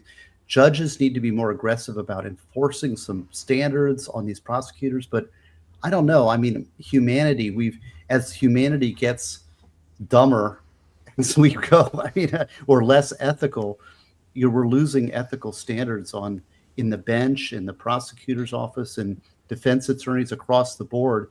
The society, a democratic and free republic is dependent on an ethical and moral citizenry. And when it comes to, I don't know where you're going to find that, though. For instance, in Fulton County, I've been checking Prosecutor Love's track record, and all the way back in 2012, she prosecuted a man, and the basics of the trial was a meth head had an argument with her boyfriend, got herself in the car, and started to drive around, and came to a local gathering where she started to hit people with her car. As one does. Yeah, as one does. And then backed up against this woman who was then stuck between that car and another car. And at this gathering was a correctional officer with a sidearm. And he decided, oh, hell no, and opened fire. The meth head was killed. Prosecutor Love prosecuted him. And in that trial, there were numerous errors that the defense attorney didn't catch. For instance, the defendant's silence was used against him in closing arguments. And but the what jury, jurisdiction? Fulton County, the same as the YSL trial, the same Prosecutor Love, who has been a prosecutor for 19 years. This is 12 years ago. But the jury decided to acquit this man on 2 of their counts, but convicted him of manslaughter. This 5 years later came up on appeal, and the appeals court said, oh, hell no, we are sending this back to the trial court, which now had a new judge, who said, this isn't even a crime, because he was using his sidearm to protect people from getting killed, which is a self-defense in Georgia. And just, nah, this isn't happening. But it took 5 years for this man to be released from prison. 5 years. And so, and I'm saying this, an ethical behavior for some entire counties. And it took it up to appeal before somebody had the stones to say, oh, hell no. And we see it in the YSL case also. This judge, who is much better than the prior judge, keep punting things that are in the gray zone to appeals court. And I don't like that practice, because the appeals court, they might say the totality of the circumstances, which is a phrase I hate, and they might say, nah, the totality of circumstances say it's not appealable. We don't know until they have their say in it. But Jesus Christ, this YSL trial is it's taken a year and a half of out of my life. I'm glad I covered it, but oh yeah, Definitely learned a lot watching that trial. It is insane. yeah, and that is what the difference between the YSL trial and the Delphi trial is. This YSL, at least it is in front of cameras. We see it, we can cover it, we can talk about it, and it does make somewhat of a difference, because, for instance, District Attorney Fani Willis was supposed to be re-elected on a post, but then somebody put their name on the ballot. A person who had basically 4 years out of law school, basically no experience, and she still got a third of the votes with no campaign, not even a web page. She still got a third of the votes, but Fani Willis still got re-elected for another 4 years, which for me, oh, if she only put up something. And Fani Willis, she got elected in 2020 during the last election, or what? And she took office in January of 2021. She just got re-elected. But during those 4 years, she has a salary of about $200,000 a month. Somehow she has a personal fortune of $8 million. Allegedly. I don't understand. What's the source for that? Yeah. The source of that is she has some real estate all of a sudden. And she has bought a few cars. Her travels, they don't put, with her salary, it doesn't make sense. And the number I've seen is a personal fortune of $8 million. I have to look more into it. I just like being trashy. I'd just be really careful with that, because there's a bunch of web pages that will tell you somebody's, that will claim to tell you somebody's net worth, and they will. They're basically works of fiction. Or we do know that she raised $1 million for her re-election campaign. True, but I can also note that I raised $100,000 for the Extra Life, and I don't make that from, Yeah, and I raised $30,000 for Zachariah Anderson's appeals fund, and I definitely don't have that to spare. And I don't really so much. I mean, that's all a big question mark. The fundamental problem with the Atlanta prosecutor's office is that they're behaving extremely unethically. They're creating a terribly flawed trial by going on for 300 days plus on a stupid. It's poorly managed, poorly done, unethically prosecuted. It's just terrible in every possible way. So just as a matter of competence, I mean, that should have been a mistrial, months and months ago. And I still don't understand how the Georgia Supreme Court is not shutting this thing down, and how this prosecutor is allowed to continue. I mean, I don't know if you've got a corrupt governor or corrupt the system. There's just at some point all the checks and balances fail because the whole system's broken.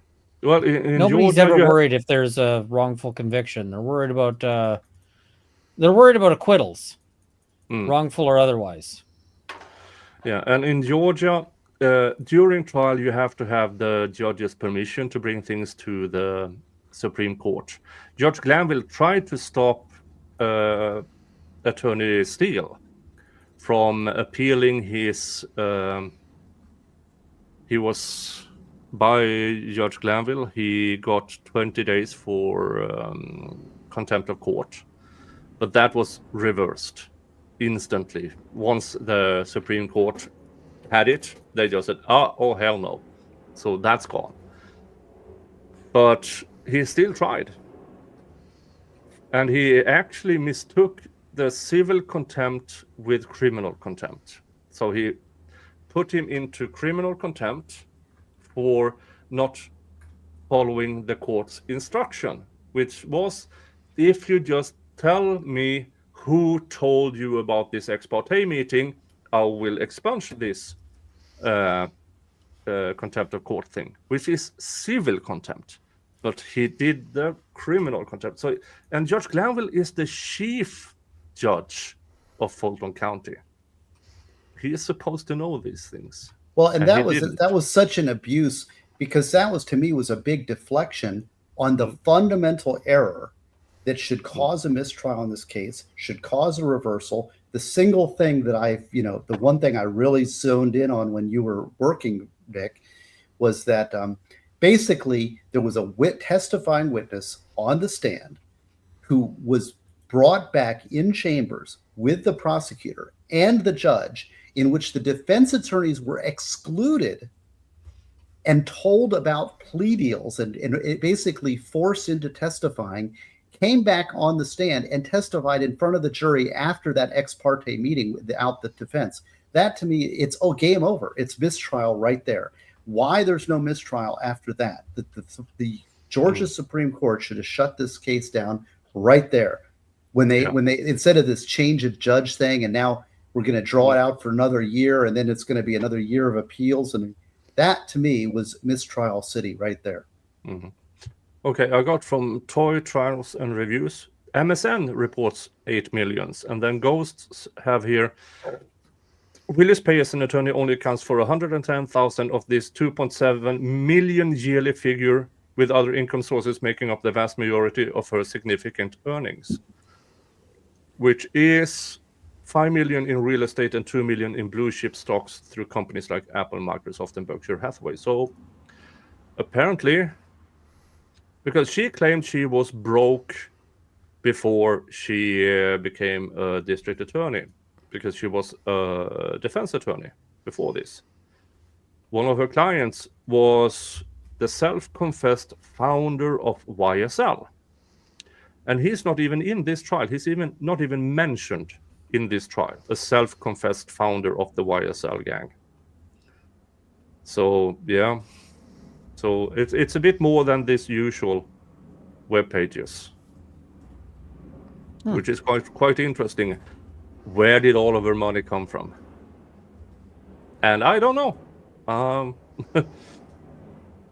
mean, it could be legal and fine. Yeah, she might get an heritage. I have no idea. But her father, who is a former...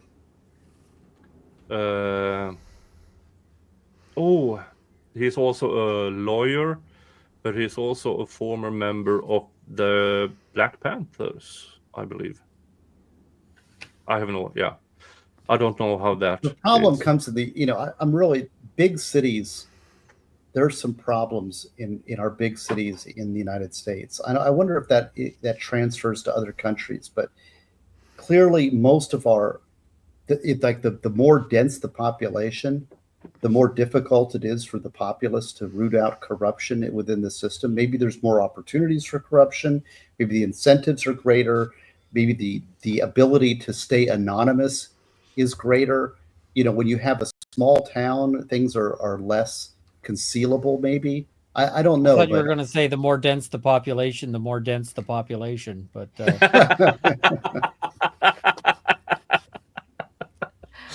Oh. well stated. That's a Runkleism right there. That's good.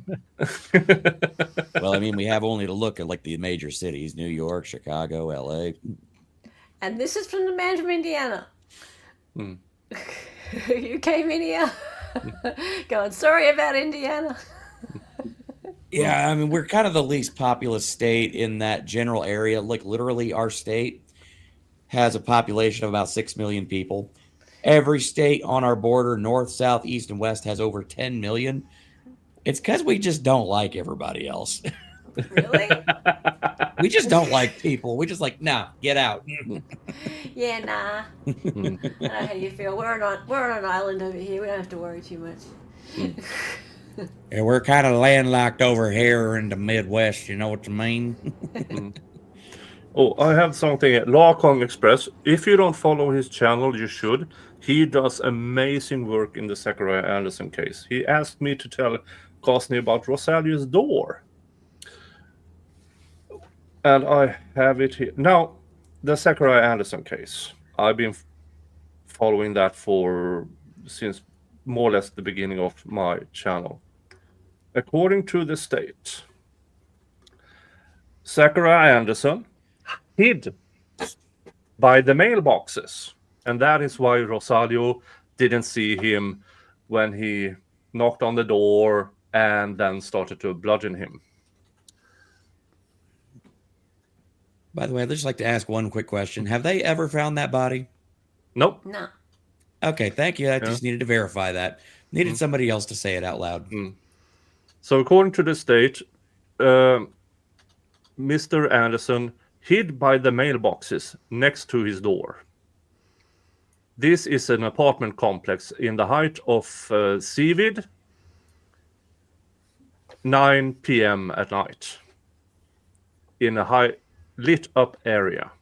He managed to hide there. Any thoughts? Well, I mean, unless he's a house elf from Harry Potter, I don't see him, hiding behind those. This is just one of those, playing word games. It sounds good. And, was he hiding? Because when you say that, it sounds like concealment. It sounds like, and then if you confronted with a picture, but the mental image has already been painted in the brain. This is deceptive, playing word games in order to get convictions. I'm just disgusted. This prosecutor in this case was disgusting. Yeah. And I'm very, it was just terrible. This was the same guy. Wasn't he the same guy in, what was that other case? Just terrible prosecution. The self-defense shooter in Wisconsin. What's his name? Oh, you mean Apple River one? The Rittenhouse. It's the same judge. Right. Oh no, same judge, same prosecutor. Same judge. Not the same judge, but not the same prosecutor. Well, he's his boss. So Gravely is the boss of Binger. Yeah. Yes. And those trials are 2 years apart, and that judge came out of retirement for the Zachariah Anderson trial. And his wife was, the judge's wife was being treated for cancer. And they had to postpone the trial because the judge fell and hit his head severely. And if you go back and check the judge in the Rittenhouse trial and how he acted in the Zachariah Anderson trial, it's like watching two different people. Yeah. And also, this judge allowed in Brady violations. He allowed in so much stuff that should have been excluded.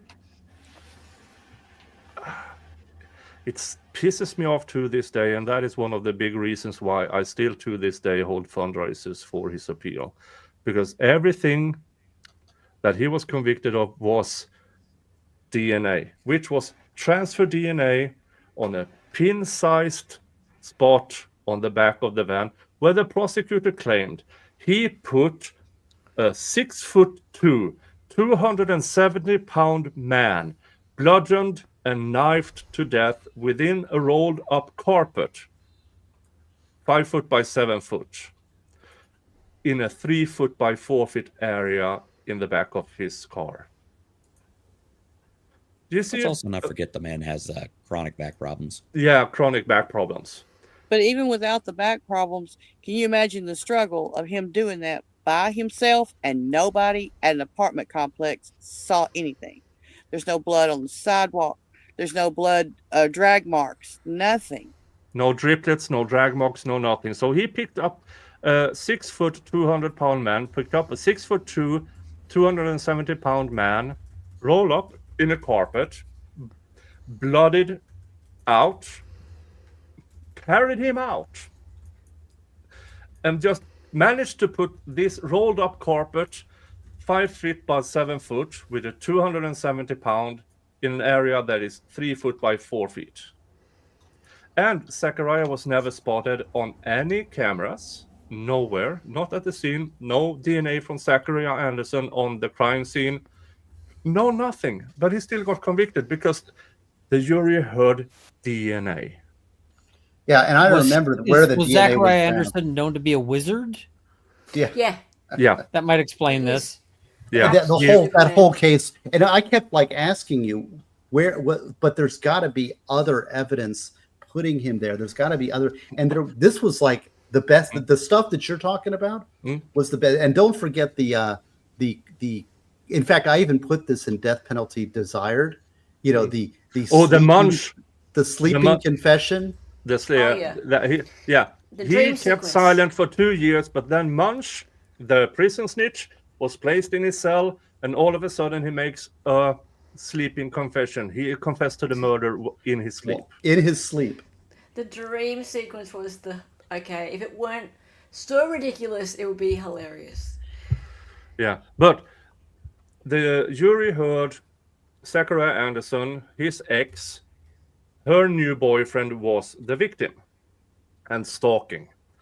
What they didn't hear was about the custody case between Zachariah and his ex. Of course, he is collecting evidence against his ex new boyfriend and keep it in a folder. Because if Ian, have you handled divorce cases? Nope. Stay away from them. Yeah. Yeah, that's usual. But if you can't afford your lawyer to do all the investigations, you get told to investigate yourself. And Rosalio Goiteres Jr., who was the victim, had then Sadie, who was Zachariah's ex. He also dated at least one more woman and had 2 more on the works, so to speak. So it's not like he was mutual with Sadie, but Sadie was mutual to him. Yeah, it's so much bad things about that, but it all boils down to that pin-sized transfer DNA of Rosalio. Which was ridiculous. If you remember, it was on a plastic on the side, and supposedly he cleaned up that truck, that van, and that's why there was no DNA. And it was a pinprick that supposedly on the side, which was absurd because of all the places that it would be. That would not be it. That would be the first place. It was just so that DNA location was absurd in every respect. And there was also no control on the crime scene between the cop and the crime scene. So if anything, it could have been transferred between the cop, if at all. It was all, there was so much. And it was stupidity. still dusty. The car was still dusty. That's what's This is the hilarious cleaned about it. up. This is the cleaned up van, as the prosecutor alleged. Yeah, it looks really uh-huh, spick and span super clean. It's Yeah. so stupid. Yeah, Well, and also, it's really difficult to clean out blood in a way that doesn't Yes. You know, the Yeah, but the pinprick was not. It was not on the ground there. It was up on the side rail, supposedly. Yeah. They're saying, and it was. Oh, it's so stupid. And the fact Yeah. that there's no way that this man, because Zachariah Anderson is a small guy, and wasn't the dead guy, like 200 and something pounds? 6'2", 280. 270 pounds. And so, how big Yeah. was Zachariah Anderson? 6 foot 200 pounds. It was not. And so, for him to struggle with a body that's supposedly bleeding, Yeah, and this is the clean van. That's the clean van. Give me a Yeah. break. Yeah.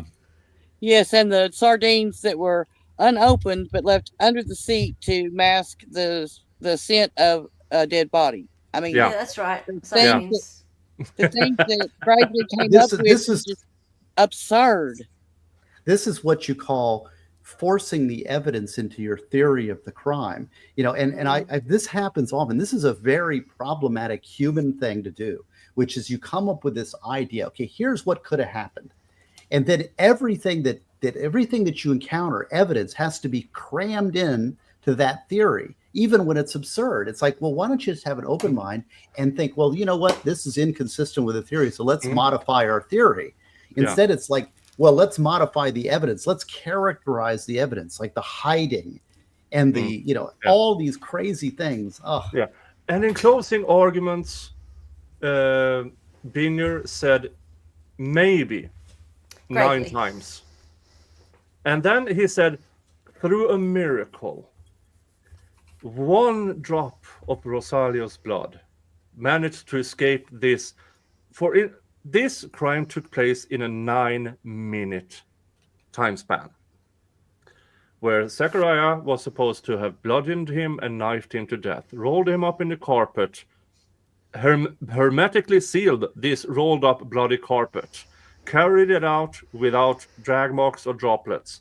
But once he put the body in the trunk, 1 droplet made its way to the side of the back of the van.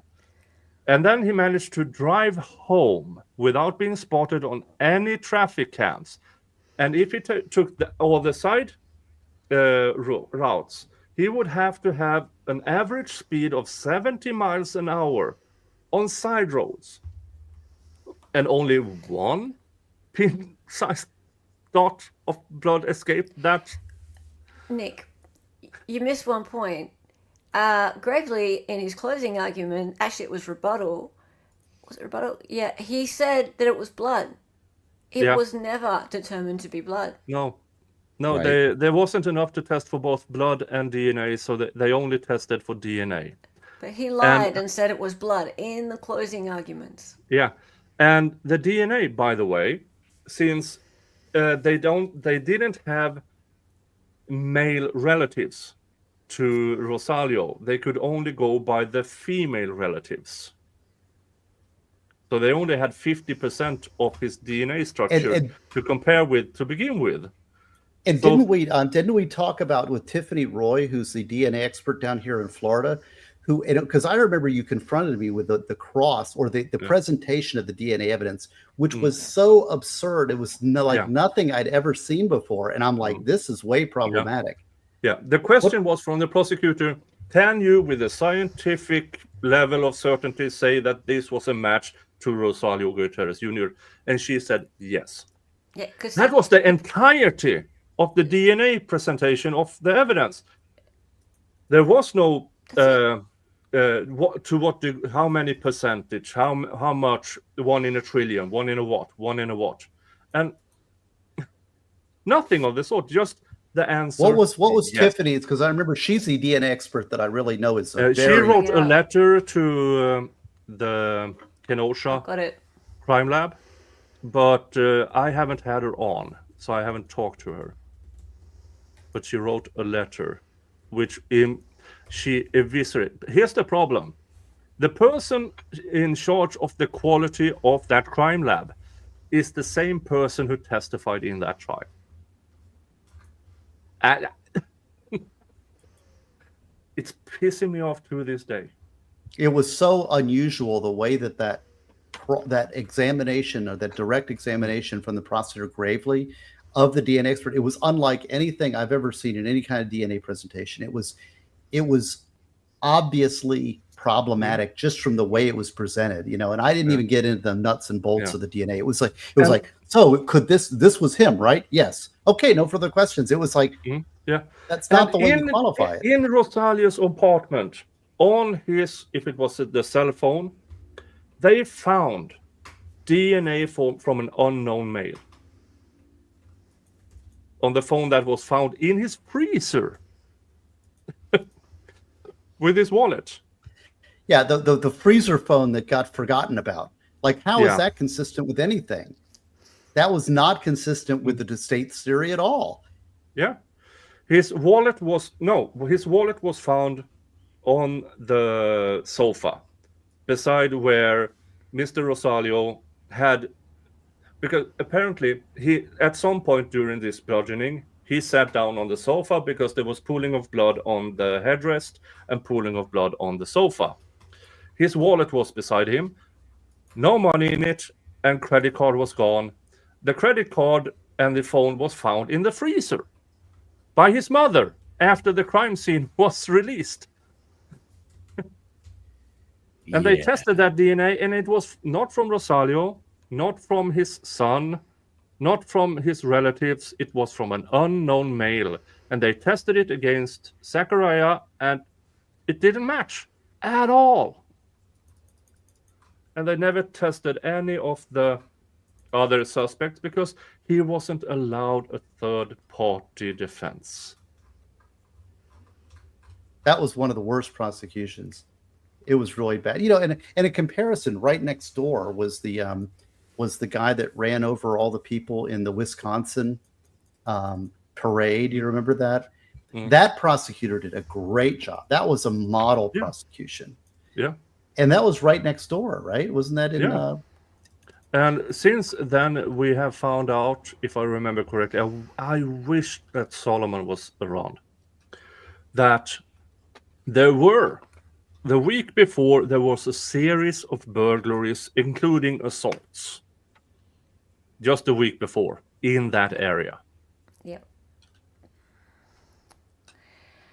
But Zachariah Anderson he will be eligible for parole when he's 86. And what you're hearing, this summary is exactly, that's like the best evidence against Zachariah. It's like, that's the best evidence. That is the evidence against him, which is all absurd. And there's so many holes and problems with the theory. I mean, and that prosecutor was terrible. Wasn't he signaling one of the witnesses too at some point? Yeah, like he was mouthing at everything. The minor witness. Yeah. Because they put the kid up on the stand. Yeah. And she clearly made statements that was not true. And they had to stipulate that this part about the gun is not true. It never happened. Yeah. They had to stipulate the mom sign languaging to the daughter from from the jury. Yeah, and she claimed that, I only have the basics of American Sign Language. She teaches sign language. She teaches sign language. Yeah. And Isn't MLS Law doing like a documentary on this that's going to come out? When is that coming out? Do you know? I don't know. We can bugger him about it so he can release it anytime soon. So he's been working on it for quite some time. Shortly. Another thing that really surprised me that the daughter said was she told him all about how her dad grew marijuana hydroponically and described the dirt. And I was going, and y'all didn't catch this? Well, yeah, they asked her all about it and everything like that. And, she had all this information, but then they showed her a picture of actual, like, the dried marijuana in a bag. And she's like, I don't know what that is. Yeah. Okay, girly, either you know what them buds look like or you don't. Come on now. Don't. I ain't the smartest. I am not the sharpest tool in the shed, but goddamn, that is some brainlet level stupidity right there. If you're trying to sell me that one. I got a bridge in London to sell you. Jesus Christ. When it comes down to it, I believe what actually happened here is the state bundled together the stalking charges with the intentional homicide and hiding of a corpse charges, and they there was a lot of smoke and mirrors. There was all of this basically bad character evidence put forth about Zachariah Anderson, and they were able to get all this bad character evidence in because those charges were all bundled together in the same trial. So they were able to point to this bad man who had a motive because he supposedly was jealous of this man who was dating his ex-girlfriend, who they've had children together, and there was a custody dispute, and they brought all this stuff in which had nothing to do with any homicide. They didn't even prove there was a homicide, but they didn't have to, because all of this other stuff came up that made him look like the Batman. And then they bring DNA in. That's it. It's done. So if the state hadn't have brought in the stalking charges at the same trial, I believe it would have been potentially a different outcome. However, I also am jaded towards juries, and I think if they see DNA, that's it. It's done. Well, and also then you add that the sleepy confession, which the jailhouse informant comes in and says the guy's confessing he was asleep and he's dreaming. He said, "I did it. You know, I don't it's even ridiculous. see how that's admissible. Yeah, it was. that was Well, the judge allowed it. Oh, yeah. Judge Munch allowed it. Yeah. was brought up to the stand, and he told this fabulous information. And then on cross-examination, well, how many meetings have you had with the prosecution? Do you get anything in return for this? And he said no, and the prosecution vehemently said absolutely nothing, because Munch was on federal charges that would have put him away for life. He And had, he did well out of it. yeah, 3 Right. months. 3 months after the sentencing, Munch was a free man, and he moved to Florida. Yeah. I mean, that whole thing was just wackadoo, because I mean, he goes on this entire elaborate, how, heard all these things in his sleep, and then whenever Zach woke up, he allegedly, like, he looked into his eyes, he knew something was wrong, and he said, "Did you do it?" And he goes, "Yeah, I killed him. I killed that guy." I'm like, what? So Yeah, and it's stupid. funny because if you replay the trial, the actual court TV feed, he's up there, he says those lines, he says that stuff, and then the camera cuts back to Zach, and Zach is sitting there like, What? like he literally has this look on his face, like, and that basically is kind of like the look he's conveying, and it's just like, I'm not again, I'm listening to this, and I'm like, I'm a total layman going, look, I smell bullshit. That's all I'm saying. Yeah, his face really said it all. He was blindsided by what was happening. Yeah. Yeah. But Hey, of I got course, a all the special. Can I pundits were change the like, topic for a second? Yeah, I have Yeah. something since Ian's on here, and he's one of my favorite gamers. I got a gamer suggestion for you. Have you ever seen this? No, I haven't. This is one of the best games that you can possibly buy. It is called Scout. It's a great, fun card game, and it's a little dinky thing. It's small, very hard to find. This is very difficult to find, but you're a gamer, and I highly recommend Scout. Sorry, diversion. But Runkle is here now. Have to see. Yeah, check it out. It's Scout. It's real. These are like these little. This is the company is called. I don't know. It's Scout for the show. It's a. They do these little games like this, and this one is just phenomenal. We play this all the time. Anyway, sorry about that. That was a complete derail. I apologize, but No worries. Does anybody want to hear Munch's testimony?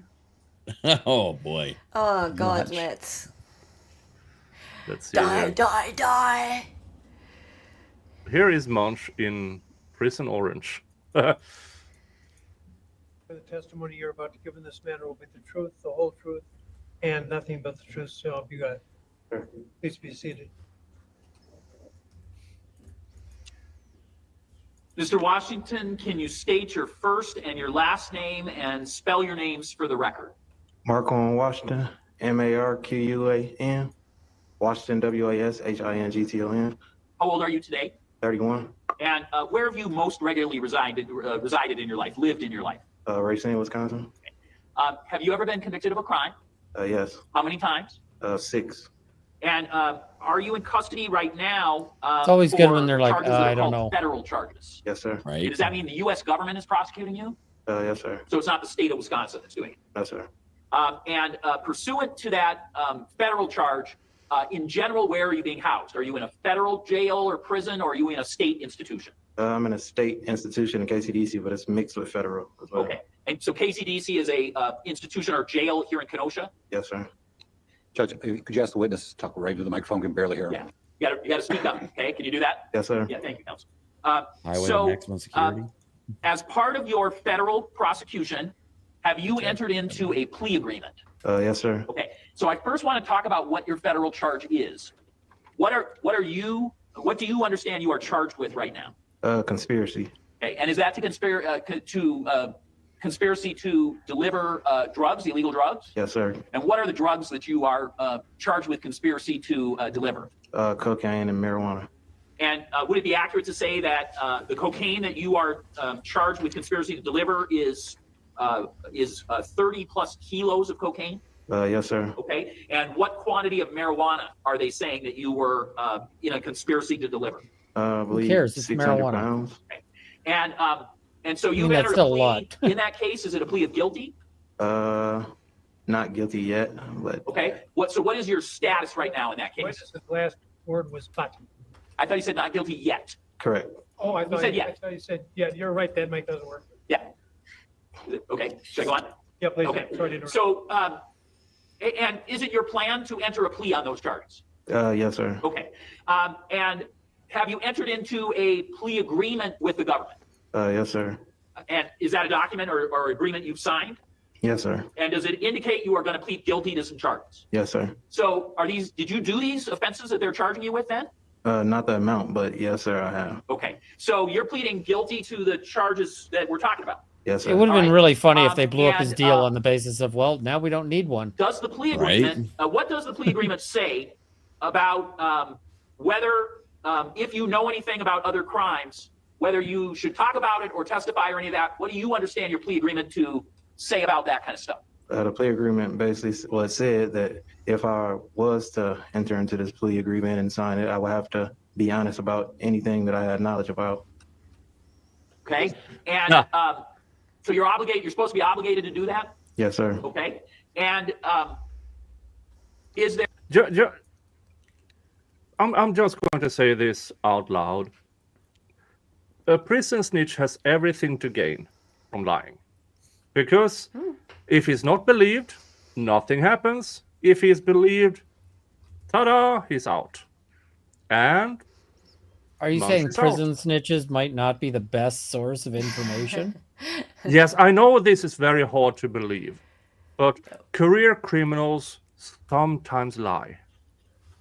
I know it's So- hard. No. No.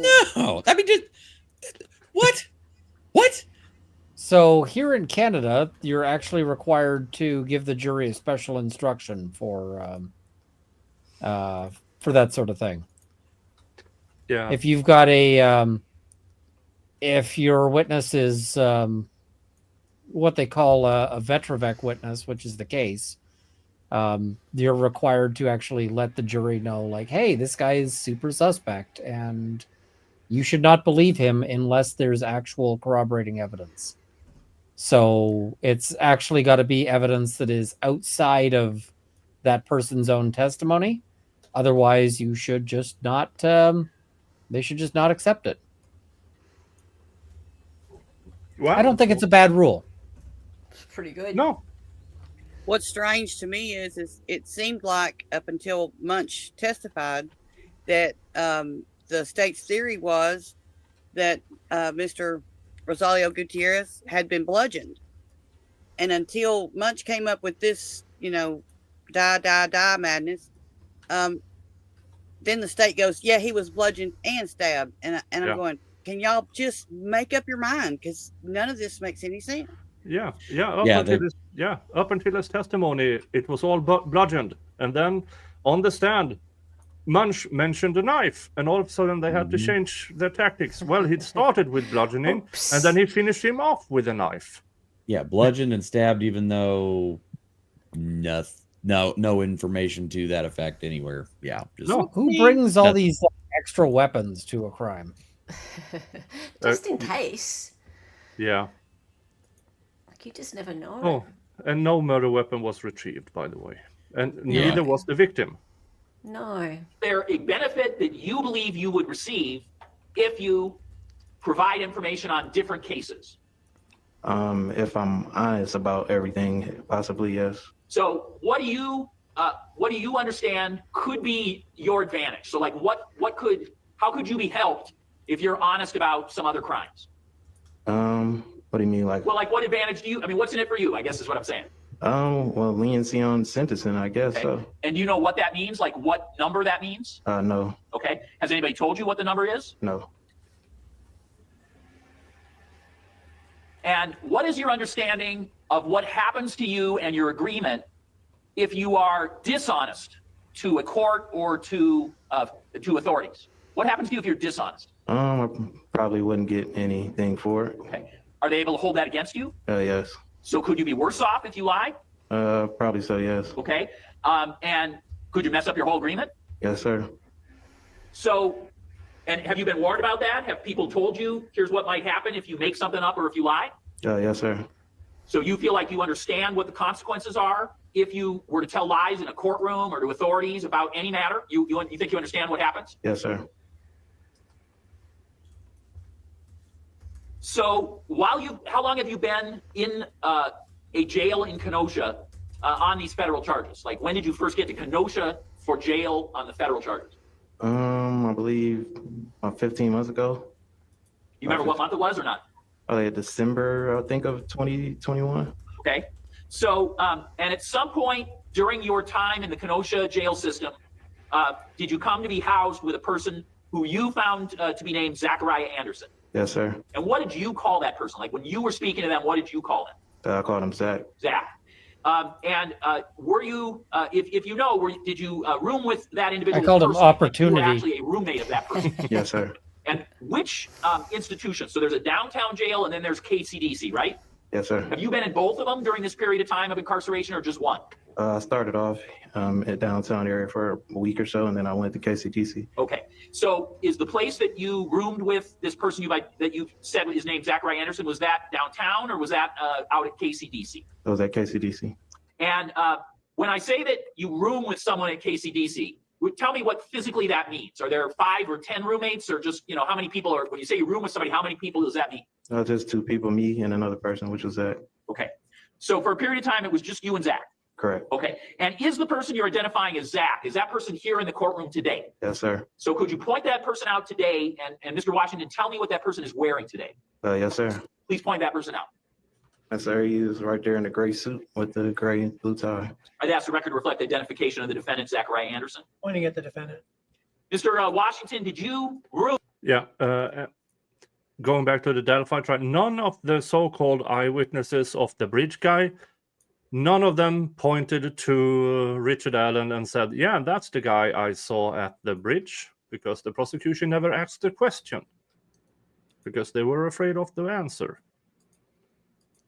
Room with the defendant from a time period from about December 22nd, 2021 through January 31st, 2022. Does that sound correct? Yes, sir. So if I calculate correctly, that's approximately 5 weeks, right? Yes, sir. Okay.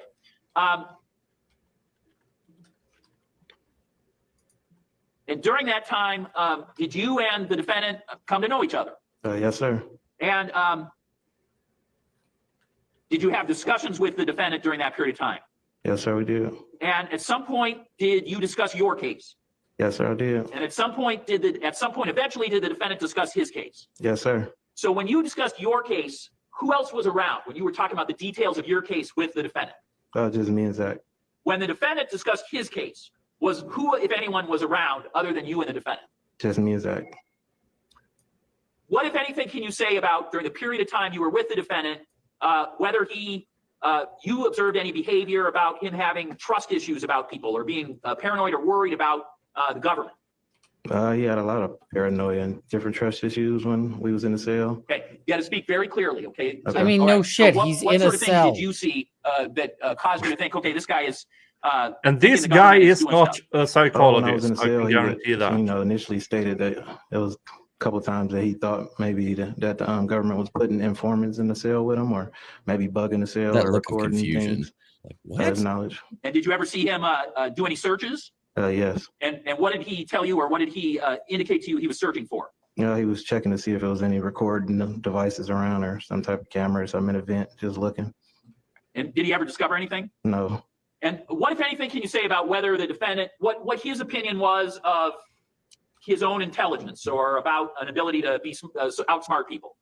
Well, he thought he was pretty much smarter than everybody, pretty much. And what sort of thing did you hear that caused you to believe that? Just the things that he said about, like, eventually when he talked about his case or how he would deny things, but thought that he was going to beat the case, actually, and that you guys were trying to frame him and he was going to get out. Who did he say was framing him? Do you remember? He said the police framed him. Did he say how they had framed him, what they had done? He just said that they was planting evidence and trying to put something on him that he didn't do. All right, so he indicated to you specifically that the police had planted evidence? Correct. Was that said to you once or more than once? Said a few times. Okay. And can you indicate any Did ways he ever that figure you out and he how helped we were each other planting out? the In other words, evidence? anything 'Cause that he was never caused supposed to find that out. caused you and him to begin to trust each other for any Right. reason? Well, when I was in the cell, like I said, we became close. Sometimes, like, if I needed him, he would come through for me, and if he needed me, I would come through for him. And give me an example of the kind of ways you mean. Like the first time ever was because he usually don't share or do nothing or order much. He holds on to the stuff that he have. He had some food that I needed to cook with at the time, which was tuna, and I asked him, could I get the tuna, and I would order him, 4 back for the tuna because he did it before with other people, and some people didn't come through on the end, and I showed him that I come through. So, Your Honor, Mr. Washington is sort of soft-spoken and the words come out kind of quickly. Can we just ask the jury, can they understand him so far? I just want to be sure that they're able to understand him. Sounds like it. Okay, good. So, Mr. Washington, it sounds like you negotiated a loan kind of thing, right? You pay me now or I'll pay you later kind of a deal. Sir. Okay. Was there a point where, in discussing the defendant's case, that he talked about any involvement of his brothers? Yes, he said that he couldn't have contact with his brothers because you guys basically try to say that they had something to do with whatever he had going on with his case, but he didn't. And did he indicate? Yeah. His Zacharias brothers were initially they tried to pin everything on Solomon and the other brother. There was absolutely zero evidence. So through this guy, they are trying to they are trying, but nah. It's this prosecutor has now retired since. And I wish him all the bad things in the world. I truly do. I will not say it out loud on stream because I want my stream to be still on. But Binger, you evil. Yeah. That is a Binger. Gravely. Oh, Gravely. Yeah, Gravely. You Sorry. keep saying Binger. Gravely makes my skin crawl. Yeah. Yeah, that nasal. Yeah. But Did his brothers have anything to do with any of this? He said they didn't. Okay. So how was he acting about that? Was he sad? Was he very calm about that? What was his reaction to the idea that Judge, hold on, let me finish. That his brothers would be involved? Judge, objection leading, and he's been doing it repeatedly. I let it go, but definitely leading. So I've directed him to a topic, and then I've asked what, if anything, was said about that. That's not leading. And then gave 4 options. Well, And if I no. I think it could be less leading. okay, so I think it can be less leading. what if any reaction He doesn't want to give did an the actual defendant ruling, have to which is that it was the issue of his legal. brothers being suggested as being involved in this incident? Well, he was angry about it. He was mad, actually pissed off. I don't know if I could say that, but And were you able to find out some personal details about the defendant's background? yes, I was. Okay, so what, if anything, did you come to know about his family What in if terms of who he anything? got along with, those kind of things? I found out that he had brothers. He had supposedly have a sister or something. I don't recall sister. I don't know if it's a sister or not. Him and his dad wasn't close growing up. He lived with him or something like that, but they didn't have a always good relationship. He told me that they fought one time. He was tough on him and his brothers, stuff like that. Did he say anything about anyone dying? He mentioned something about somebody passing away, but I don't remember who it was. And did he indicate whether that was a problem for him with his own family? Not that I could recall. I just know that he said he was split up. He wasn't with his mom or his dad. I don't know how he got split up or what was the reason why he was split up. Did he tell you in terms of sort of everyday jobs, not doing illegal stuff, but as terms of everyday jobs, what sort of professions he had worked in? Yes, he told me that he was in did cable and construction work like that. Okay, the first one was cable man. Yeah. Cableman, okay, and the other was construction. Correct. And then, did you have any topics that you felt like the two of you bonded over? You had some things in common. Yes. What was that?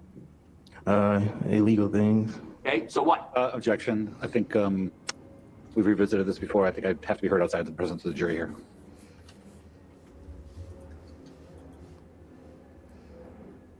Yeah, because he's basically getting into character evidence right now. Yeah. What would the relevance of this particular answer be? Okay, do you want me to? I would reveal a lot of details by saying it. I will if the court wants me to, but I want to be careful. The time again. This shouldn't be long. Let's talk about the case. The other thing with this trial is the jury spent about a half to maybe 2/3 of it outside. So Yeah. by the end of the 3 weeks, they were tired and bored. They legit spent hours and hours in the break room because the jury room was upstairs. Yeah. There were so many Yeah. sidebars. All right. So, Well, the objection was. So and the the, objection, Judge, was that, and I Yeah. was concerned about this as I read the reports, not only from the interview that Mr. Washington had with Mr. Gravely, but from the debriefs that that there was some discussion supposedly between the two, Mr. Anderson and Mr. Washington, about what the very things that we were worried about before, accusations of drug dealing, the other case he has, and so when he asked about other regular jobs, I thought, okay, we're going to avoid that. I thought we were going to avoid it. But then the very next question was, his answer was about what else did you discuss about? I don't know if it was about work or whatever, but it was, and I think he just said illegal things or about what they bonded over. And so clearly that's where it's going, or maybe we can nip it in the bud here. But that's the reports from his interviews. In at least a portion of it involve talking about Zach's other case and going back and forth from California, that sort of thing. Gravely. yeah, so I do intend to bring Yeah, and Gravely intends to bring in prior bad acts. these details up. So this is not something that I'm doing accidentally. So that Mr. Washington has indicated in his debriefing to us in our discussions with him, and this is revealed in the reports. Yeah, let's skip ahead.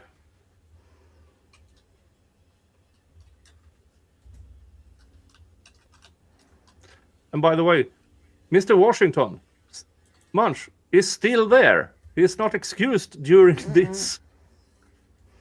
I said the news media and the complaints. So Again, I'm not aware of any specific coverage, and maybe you guys are aware of it, and I don't spout things. Let's skip ahead here. But the problem is we have to realize that the rules generally exclude this propensity evidence it is clearly barred in order to prove that the defendant has got a character trait or Totally agree. propensity to commit any crime. Totally agree. And there are a number of exceptions. If you go to the textbooks, Professor McCormick said it has to, for admission, it has to bear the signature of the accused in identity cases. It has to. And this would, and then he goes be- on a rant all the time.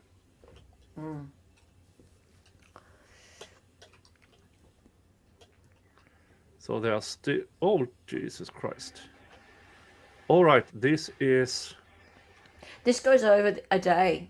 Yeah. He rants for Yeah. quite a while, and then into the next morning. Thank you to Wilhelm Media for improving the sound, because sound was extraordinarily bad. I don't think anyone really had the floor last time we left, Judge. It was simply the state had inquired that they would do some research, send over cases. We've received the cases, reviewed them. So. And what did he tell you about? Or you being called from here, we let you know whether you should come in tomorrow or not. Anybody have any thoughts on that? Or a better way? Well, think about it, and we'll talk about it later as we get more updates on the weather. Go ahead, Mr. Gravely. Mr. Washington, when last we were in court, I asked you a question about what, if anything, that the defendant told you about a police search of his house involved in the investigation. Okay. What, if anything, did he tell you about a search of his home? Well, he told me that you guys had raided his house or whatever, and that you had found a nice amount of money and a little bit of weed. And what did he tell you about? What, if anything, did the defendant tell you about where his house was? Did he describe his house to you in some way? He told me that he lived in Mequon and that he owned his house. He said it wasn't big as everybody else's house, just a small little house, but he owned it. Okay. Was there a time when you were observing the defendant when it appeared to you he was having a nightmare? Yes. And what do you remember about that incident? There it is. I remember I was There we are. I was laying there the night before. I told him about it the next day, but I was laying there and I was reading my book and I heard him shout in his sleep before he woke himself up. And what did he shout that you heard? He said, "Die, die, die, motherfucker." And you're quoting as best you remember? Yes. All right. And so did you ever have a discussion with the defendant about this nightmare Hang that on. you heard? Can you go back and look at Zach's face? This is insane. This is the It's so most good. insane thing. Yeah. That this gets in front of the jury. What in the hell is this? This is insane right here. It's like a bad soap opera. I mean, this should never have been. This should never have been shown to the jury. Yeah, it is. What's Zach's Yes. face? All right. He goes, And what the fuck? so did you ever have a discussion with the defendant about this nightmare that you heard him have, or these words he said? Yes, I did. Okay. And so if you know about how long after that happened, did you bring it up to him? I brought it up to him the next day. Okay. And what did you say to him about it? I pretty much told him, I asked him about the situation about that he was locked up about, and I told him that he was talking in his sleep or yelling about some stuff in his sleep, and he was like, "What did I say?" And I pretty much told him what he said, and he's like, "Yeah, you serious?" And I'm like, "Yeah, you said it." So I asked him a question. I'm like, "Did you do it?" Like, what? You know what I'm saying? I think you did it. And we went from there. And so what did the defendant respond when you said, "I think you did it," based on the nightmare? What did he say? I told him to look me in my eyes and tell me that you didn't do it. And he jumped down from the bed and he looked me in my eyes and he said, "I did it." He said, "That's the reason I have the nightmares. I'm unable to sleep at night because I think about it all the What's time." That is Watch him. so Yeah. stupid. That is the most stupid thing I've ever heard in my life. That is so ridiculously dumb. When you press play, watch him really carefully. Look me in the eyes. Was there a discussion I at some did point where it. the defendant said to you, "Is it that obvious?" Yes, he did. And so when did that come up? Section leading, the very definition of leading. Rephrase your question. When, if ever, did the defendant say to you, "Is it that obvious?" Objection, same exact That same That question. is- That is like insanely leading. But I mean, is this the stupidest thing you've ever heard in your life? That the guy is dreaming, killed, die. And then he says, hey, I asked you about the question. And he jumps down from the bed, looks in the eyes and says, I did it. I mean, what kind of ridiculous fantasy It's a bad sequence is drama. that? It is. And it's straight out of the Murdoch trial, isn't it? Did you look in their eyes as you lied to them? Did you look in their eyes? Did you look in their eyes? Look me in the eyes. Like that. This is why, I mean, I had a fellow on who is an expert in jailhouse informants, and he said basically that, he categorically said jailhouse informants should be barred from testifying. Period. Now, I wasn't completely sold on that. I was giving him some pushback, but he was a professor from Alabama and was very certain that this should never be allowed. This is such a supporting point for that, because if you're a stupid jail prisoner and you want to get out of jail free card, what would you want to tell the prosecutor? This exact stupid ass story that you've made up, that it makes no sense, that nobody in hell with any bit of common sense should ever believe, but yet it's a confession. It's a statement against interest. We got to let that in front of the jury. He confessed to this guy, It's absurd. Yeah. There's no way that happens. I mean, I don't know. At this point in time, do you guys want to hear the warning for what juries are supposed to get in Canada if they're for a jailhouse confession stuff? Yeah. What is it? I've never heard this. It's called a Vetrovec warning, and it's for witnesses of unsavory character. And the classic example of that is this, the jailhouse informant who's going to be getting something. And so it's, person testified for the Crown. I'm now going to give you special instructions that apply to this witness. You've heard that, and then, fill in sort of the blanks. Testimony from this kind of Crown witness must be approached with the greatest care and caution, because experience tells us that you sort of note that these have an interest in the outcome of the case, a strong motivation to lie, the ability to conceal true motives, a desire to minimize their own involvement, etc. That has to be sort of tailored to the specifics of the moment. They say it is dangerous to base a conviction on unconfirmed evidence of this sort. You should consider whether the person's testimony is confirmed by other evidence in deciding whether the Crown has proved the person's guilt beyond reasonable doubt. You should look for independent evidence tending to show that the person's testimony implicating the accused is true. By independent, I mean a source unconnected to the witness. However, if you find the witness's testimony trustworthy, you may rely on it even if it is not confirmed by other evidence. Where allegations have been made of collusion between the witness and the potentially confirming witness, the jury should be reminded of this and told that they should look for confirmatory evidence that is independent of the witness and that relates to an important and relevant aspect of the witness's testimony. Generally, the instruction must allow the jury to identify the evidence they're entitled to consider as being confirmatory. So that means like potentially examples.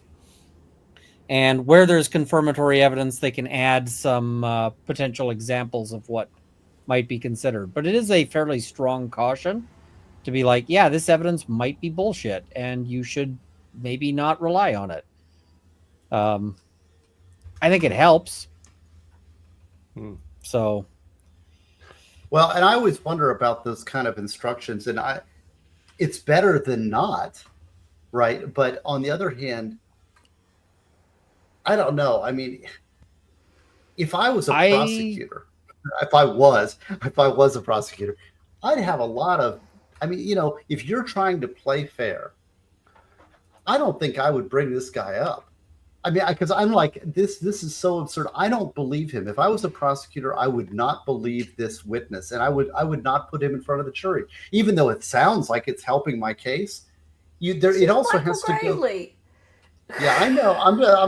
I get it. I'm just saying that it's so absurd. What is the control? Obviously, I would go with the Canadian rule, but I don't even know if that's strong enough. This guy should not even be allowed. This guy's evidence is particularly shit. There are circumstances where there are sort of the jailhouse confession that have some merit. I can think of an example here where because of like a guy basically went and said, I want to make a deal. I've got new information. I've received a jailhouse confession. And they went, okay, sure. And he's like, no, I can tell you where the murder weapon is. And there was no way that guy could have himself been the murderer because he was in custody that whole time. So, it's not that he figured it out because he was secretly the murderer, but he was able to tell them, hey, this is where you find the murder weapon. And so that I think is fairly strong because it's like, how does this guy know where the murder weapon was if, but for hearing it from this dude? But most often I don't put a lot of into jailhouse confessions.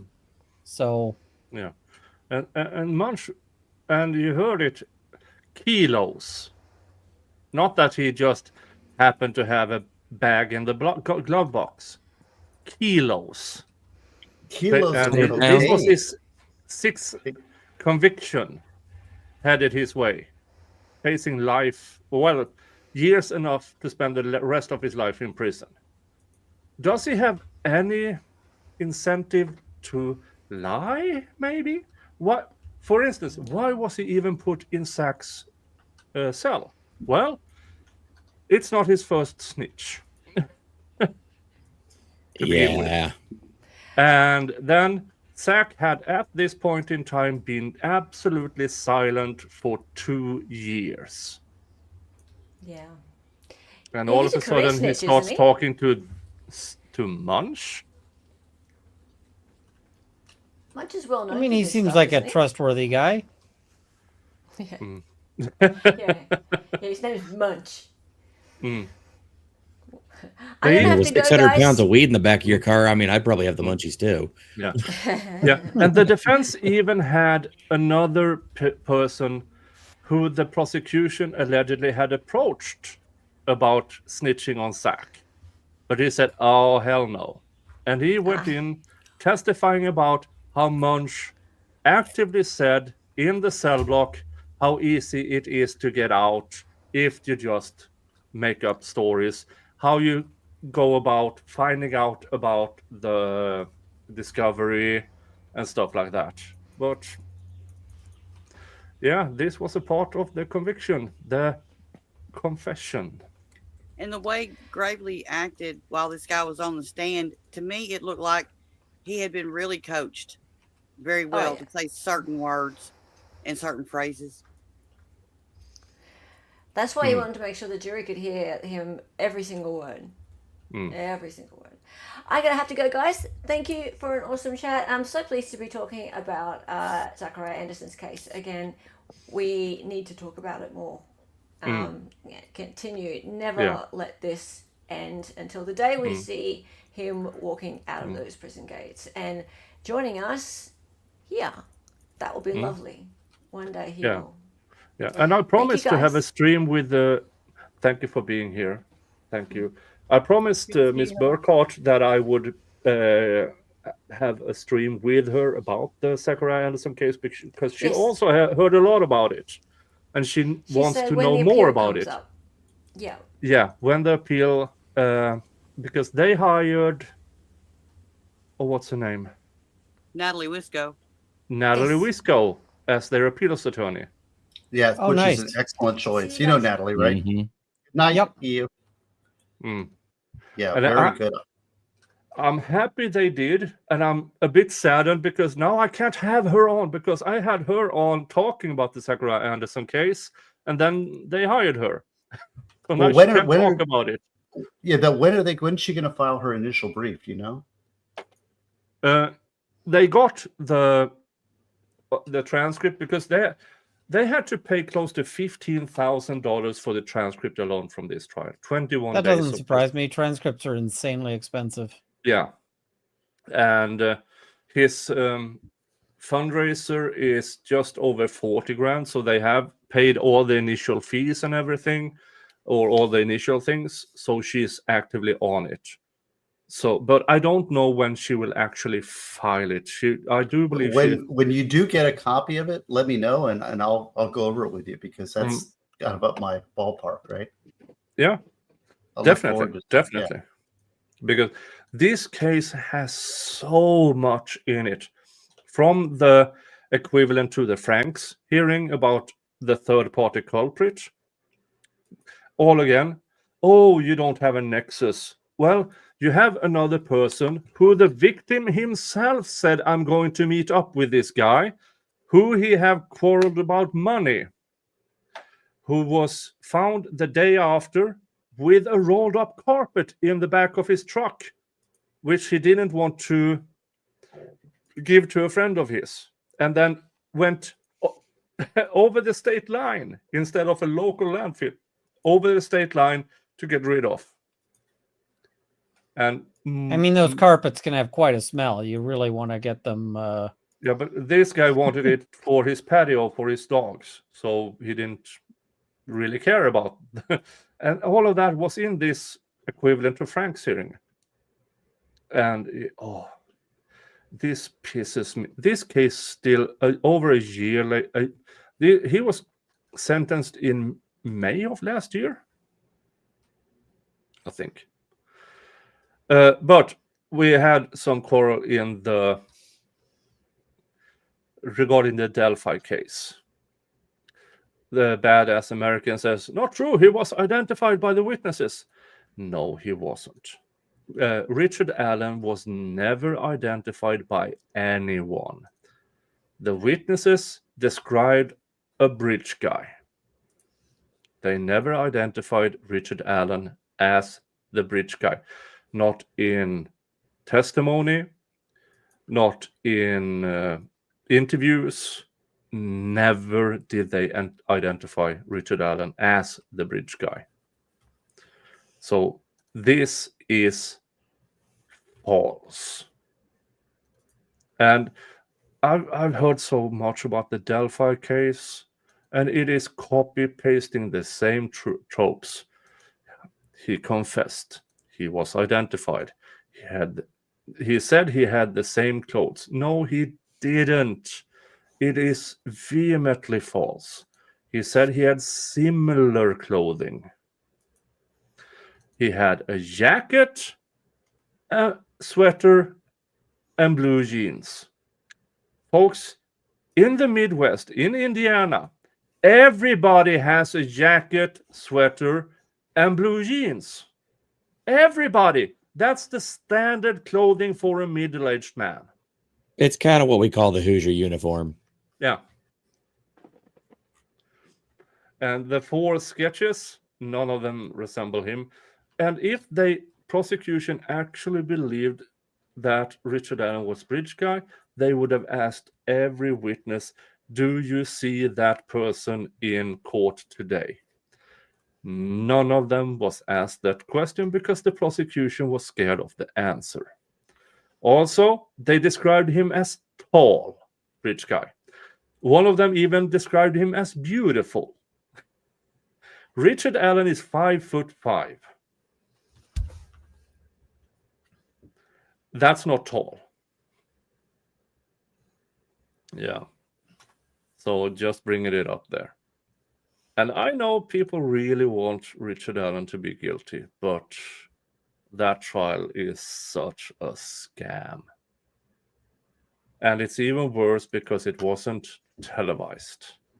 We actually, until we get the audio, we don't know exactly what was said in trial.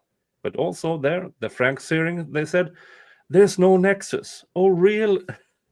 You have 2 people confessing to the crime who isn't Richard Allen.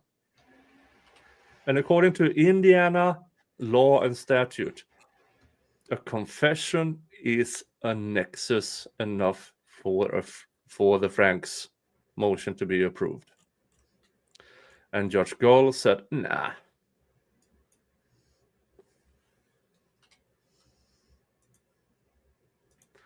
Banter Loins, he's 100% guilty, and the UK doesn't televise trial. None of this is in UK. Why does my Chat all of a sudden is infected with stupid.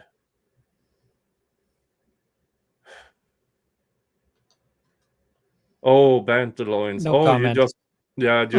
you just changed your. Oh, it's a troll. The F around and find out switch has been flipped. Yeah. And I should probably go, and I'm Hmm. trying to get all my stuff from the charity auction packed up. I can't ship anything yet because it's the Canada Post is on strike, but I'm trying to get it packed up so it's not sitting around because I'm worried stuff's going to get lost or something. So Yeah, I I tried to win the next batch, but of hot sauces, but I lost out $25. Because I sent you a silent bid of 400, but somebody bid over it. Darn it. I will have to.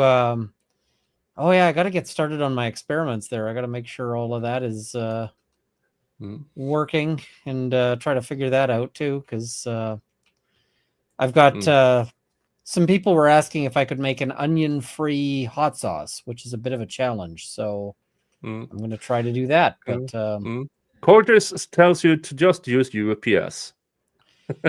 yeah. I'm pretty sure that they're. I'm pretty sure they're trolling. Yeah, I don't think UPS wants you as a customer anymore for some odd reason. Oh, well, it's funny because somebody was shipping me something and they're shipping it UPS, and I was like, "Why?" And then they sent back a clarification saying, "No, it got shipped to Canada, so this is within Canada UPS, so they're not going to charge you." And I'm like, "All right, fine, I'll allow it." Oh, that was amazing video when you actually. Oh well, won. I mean, they caved, and I was kind of sad because I really wish I could have taken them to court on that one. Because if I could have, then I could have gotten an injunction, and the injunction would have been, "Hey, you guys have to stop doing this throughout Alberta." And the amount of damage that would do to their finances in Alberta is not small. So, yeah, I'm not a big fan of UPS and the fuckery they do to Canadians. So, yeah, but yeah, great show, and I will have to catch up again soon.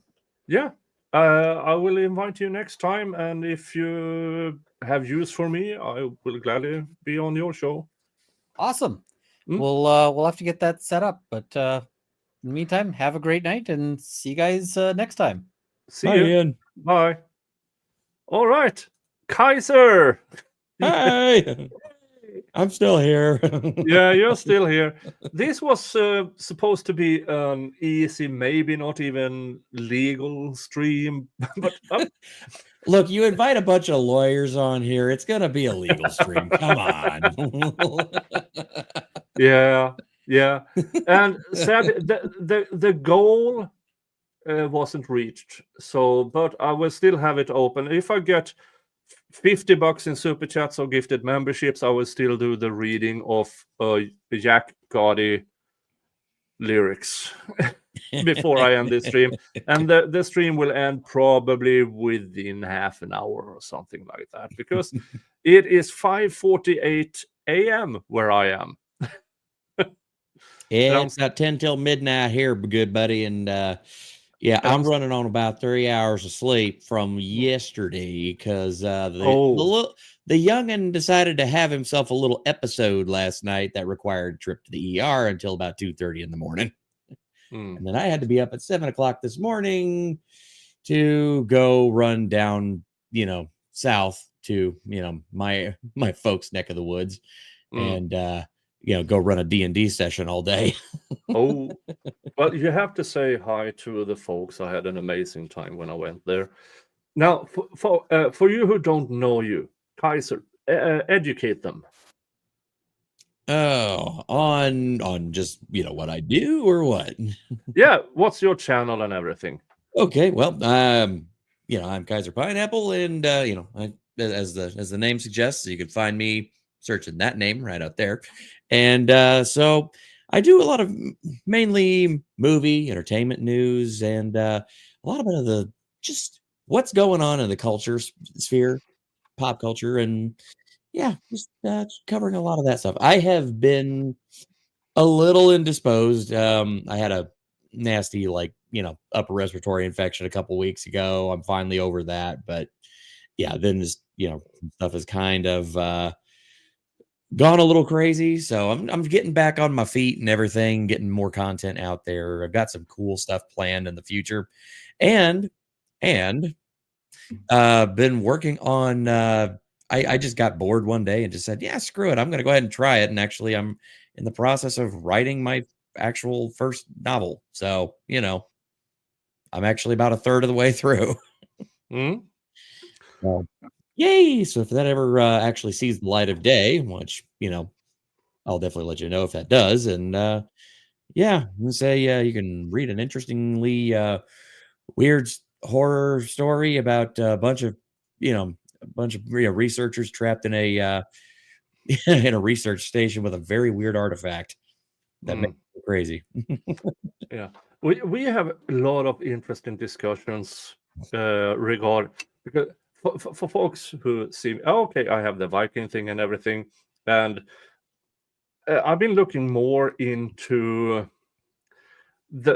because most people say, oh, Vikings, they were between the battle of that one and the battle of that one, and then it disappeared. No, it started about 1500 years earlier. So the Aesir faith, it predates Christianity. We actually have evidence for it. And it didn't actually stop. We still celebrate the Yule and Midsummer. So we still have those old pagan things going on for 2,500 years at least. What's the old saying go? If it ain't broke, don't fix it. Yeah. We claim to become Christianized, but they couldn't get rid of our Yule, our Yule celebration, or our Midsummer celebration. They took our what became Easter, which is the name of the Aesir goddess of spring is Easter. Just saying. So we have a lot of interest. Yeah, it was a PR thing, It's easier to convert if you just use a whole lot of let's just let them keep their days and their traditions, but we'll just bring in some new stuff and it'll be great. Yeah, and I mean, there's so much.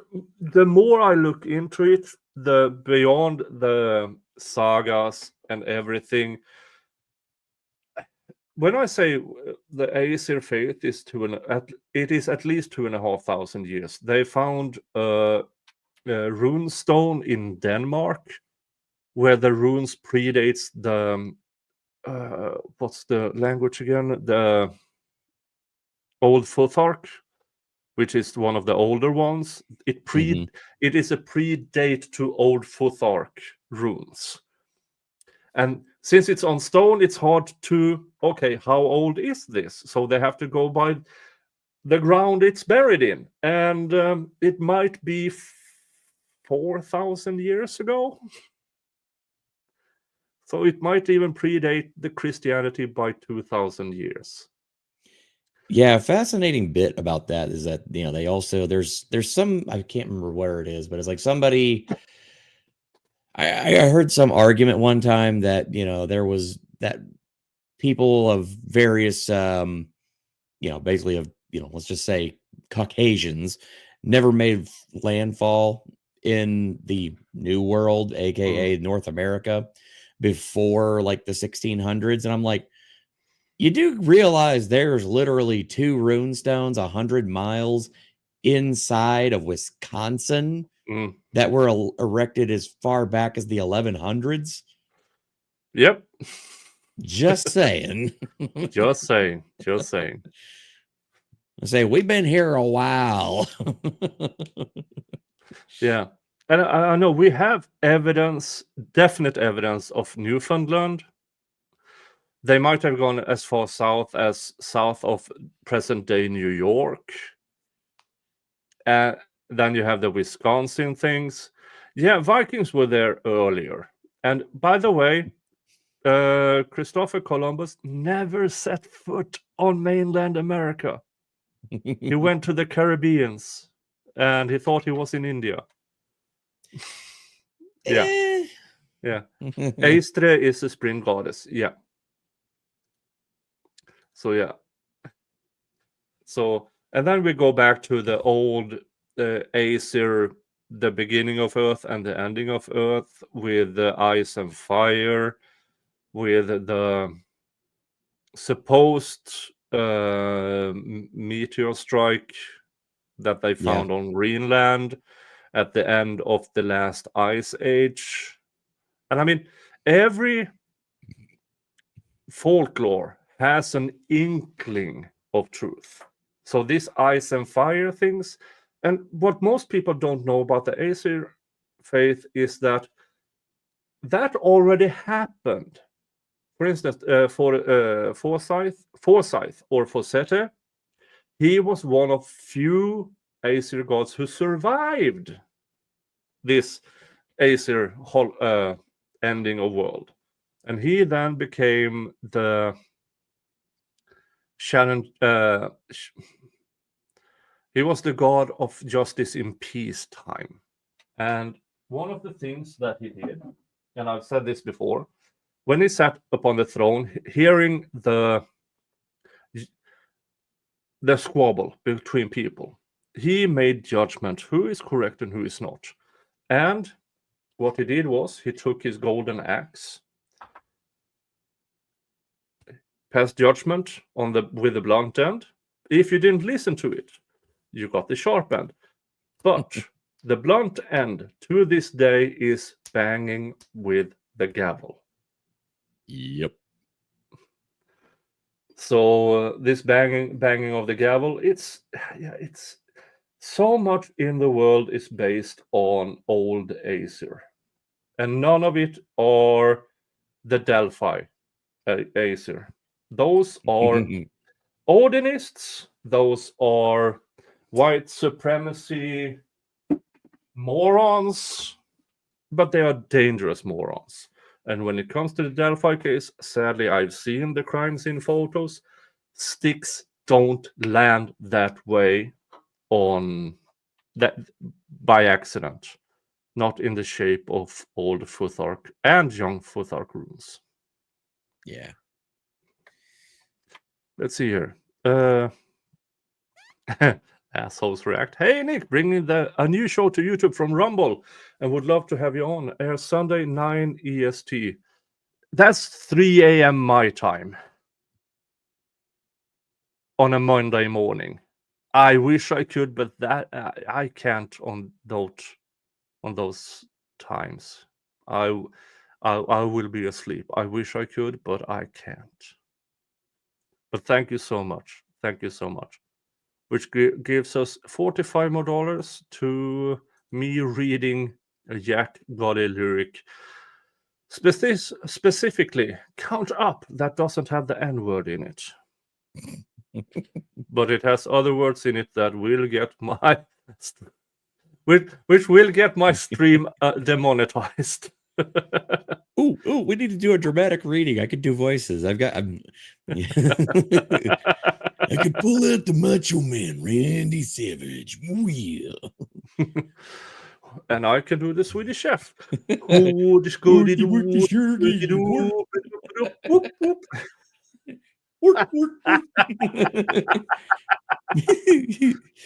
Oh, Lord have mercy. But do you have something new for us that we haven't heard before? Not really, no. I'm kind of boring it that way. Okay, you have the live action how to train a dragon. Oh Lord. Now, Boy, that's a folks, controversy and a half. yeah, folks, for I know some actors in that and the producer and some, they are gunning for the controversy. Here's the Mhm. thing, folks. This here is actual Viking descendant. My ancestors are actual Vikings. We don't give a fuck how you do How to Train Your Dragon because it's make believe. It's make believe. And they portray Iris, Ingrid, or whatever they call her, as Astrid, as a black woman with braids. Don't give a fuck. For instance, Vikings traveled all across the world, including the Mediterranean, including North Africa. Is there an impossibility that somebody say, hey, that chick's beautiful, let's bring her home? No, that's not an impossibility. Yeah, Joe Rogan believes in dragons. Yeah, we know. I think that's more of a joke than anything. Like, Yeah. if you actually go back and like listen to like the Forrest Galante, like actual like interview that he was talking where that would kind of came up, they were literally sitting there talking about like it is entirely possible that there are large lizards of some kind that may have or may not have yet been discovered. That's really what it came down to. Yeah. And then he just kind of made a joke about it and made his like Twitter like bio thing said dragon believer just because out of a joke. And now they're freaking Joy Behar off The View is like running with it. Like, oh my God, he believes in dragons. I'm like, okay, sure. All right. Like how many retractions are you wanting to go ahead and do on The View this week? Because you've already had to do one this week with getting with watching Sonny Hostin's soul die on live TV. Yeah. Now, in old Aesir faith, we don't have dragons. We have a serpent. And that guy. Yeah. Yeah. Oh, what's the English word? I don't remember, but Jörmungandr. He's the middle child of Loki and the giantess. And Valhalla waits. We got raided. We got raided. Oh, they're done with their Lego stream. The goat they're man's done with coming. their Lego stream. Hey, and he has the link because now we're talking about Viking stuff. Yay! Now Loki is also the father of the wolf. He's father of the serpent, and because why not?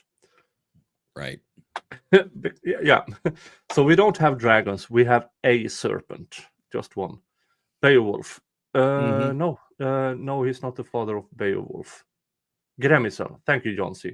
Yeah. Not to mention with the whole serpent thing, serpents were kind of like always portrayed as basically portents of ill omen, cataclysm, destruction. And if you look back at the historical record, there's a number of instances where across a lot of ancient cultures, the symbol of the serpent was made to actually represent an asteroid impact or a meteorite impact that caused a lot of death and destruction. Strangely, all these cultures seem to have had this happen around the same time a long time ago. It's like, and somehow these effigies are still alive in modern folklore. I'm just saying. Yeah, but dragons are mentioned in many civilizations. Yeah, in different shapes and forms. We it's impossible to know, but are they dragons or are they serpents? What kind of dragons are there? What kind of lizards are there? Remember, the first dinosaur bone discovered, they thought was giant people. That wasn't correct. Yeah, the Midgard serpent.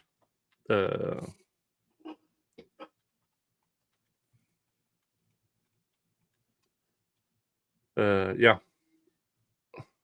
Oh. Let's see here. Dun, dun, dun. Let's talk about the Midgard serpent.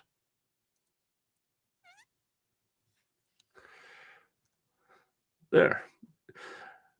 Jormungandr. The Midgard serpent. So, yeah. And the origins and everything. Is it real or not? I have no idea. I have. Steve is still he is still streaming this. He must be beside himself with joy. Yeah. And I'll be honest, I hate to do it, but I am dying on the vine here. So I need to go ahead and pack it in for the night, buddy. Oh, do we have a race swap or gender swap?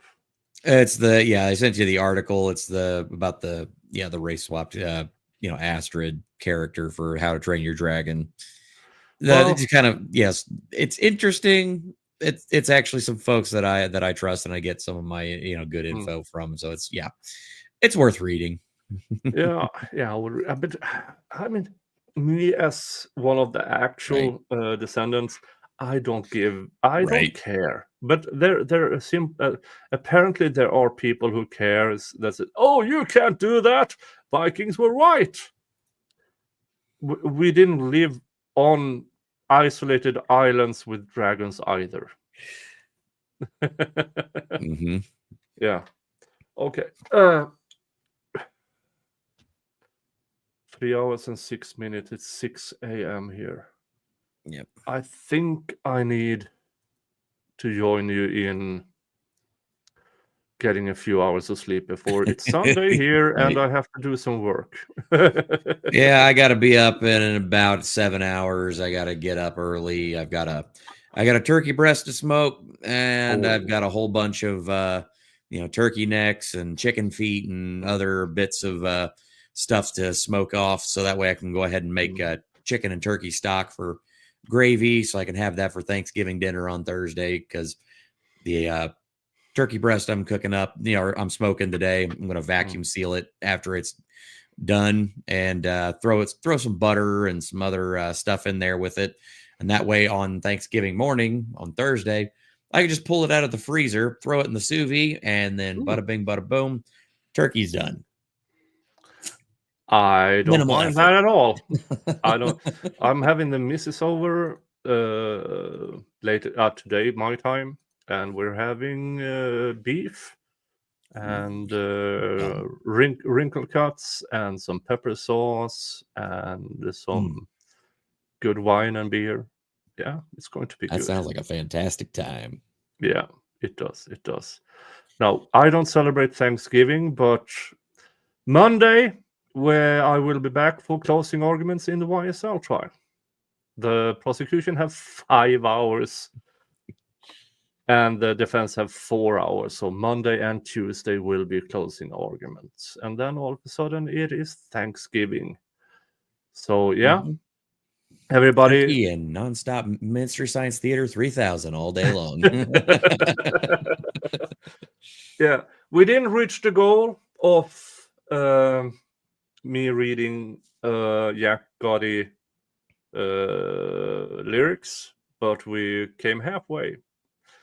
Maybe next time. We will see on Friday. If the trial is still going, if they haven't reached the verdict, we will know. But everybody, thank you. Thank you to Kaiser, to Ian, to Steve, to everybody else who joined, and thank you to you guys who tuned in. Sorry. And yeah, thank you for allowing me to do this. And I will see you Monday. Okay. And let's see what I can send you guys off with. Hey, you mind if I give one shameless plug real quick? Yeah, sure. Go ahead. I say, if you want to hear more of my dulcet tones, my voice, and listen to the sexy sounds coming from me, join me tomorrow night at 8 p.m. Eastern over on Shizzy Wiznut's channel for our Sunday Spice episode, where we get to read all kinds of very sultry and amazing stories and do it in a bunch of really wacky voices. You know, it's a good time. All right. Everybody, see you Monday. Have a great time. Peace. And yeah, I'm out. See ya. Bye-bye. Crooked Fanny playing dirty tricks in the courtroom. She always picks, bending the rules. She'd know win, but I won't let her get under my skin. Down in Georgia, where the blues run deep, crooked justice, a secret they keep. But I see through her lies, I see the truth. Gonna make her pay for what she do. Fanny's got a reputation to uphold, but her tactics are shady. Story untold, she thinks she's clever, but I'm on to her game. I'll expose her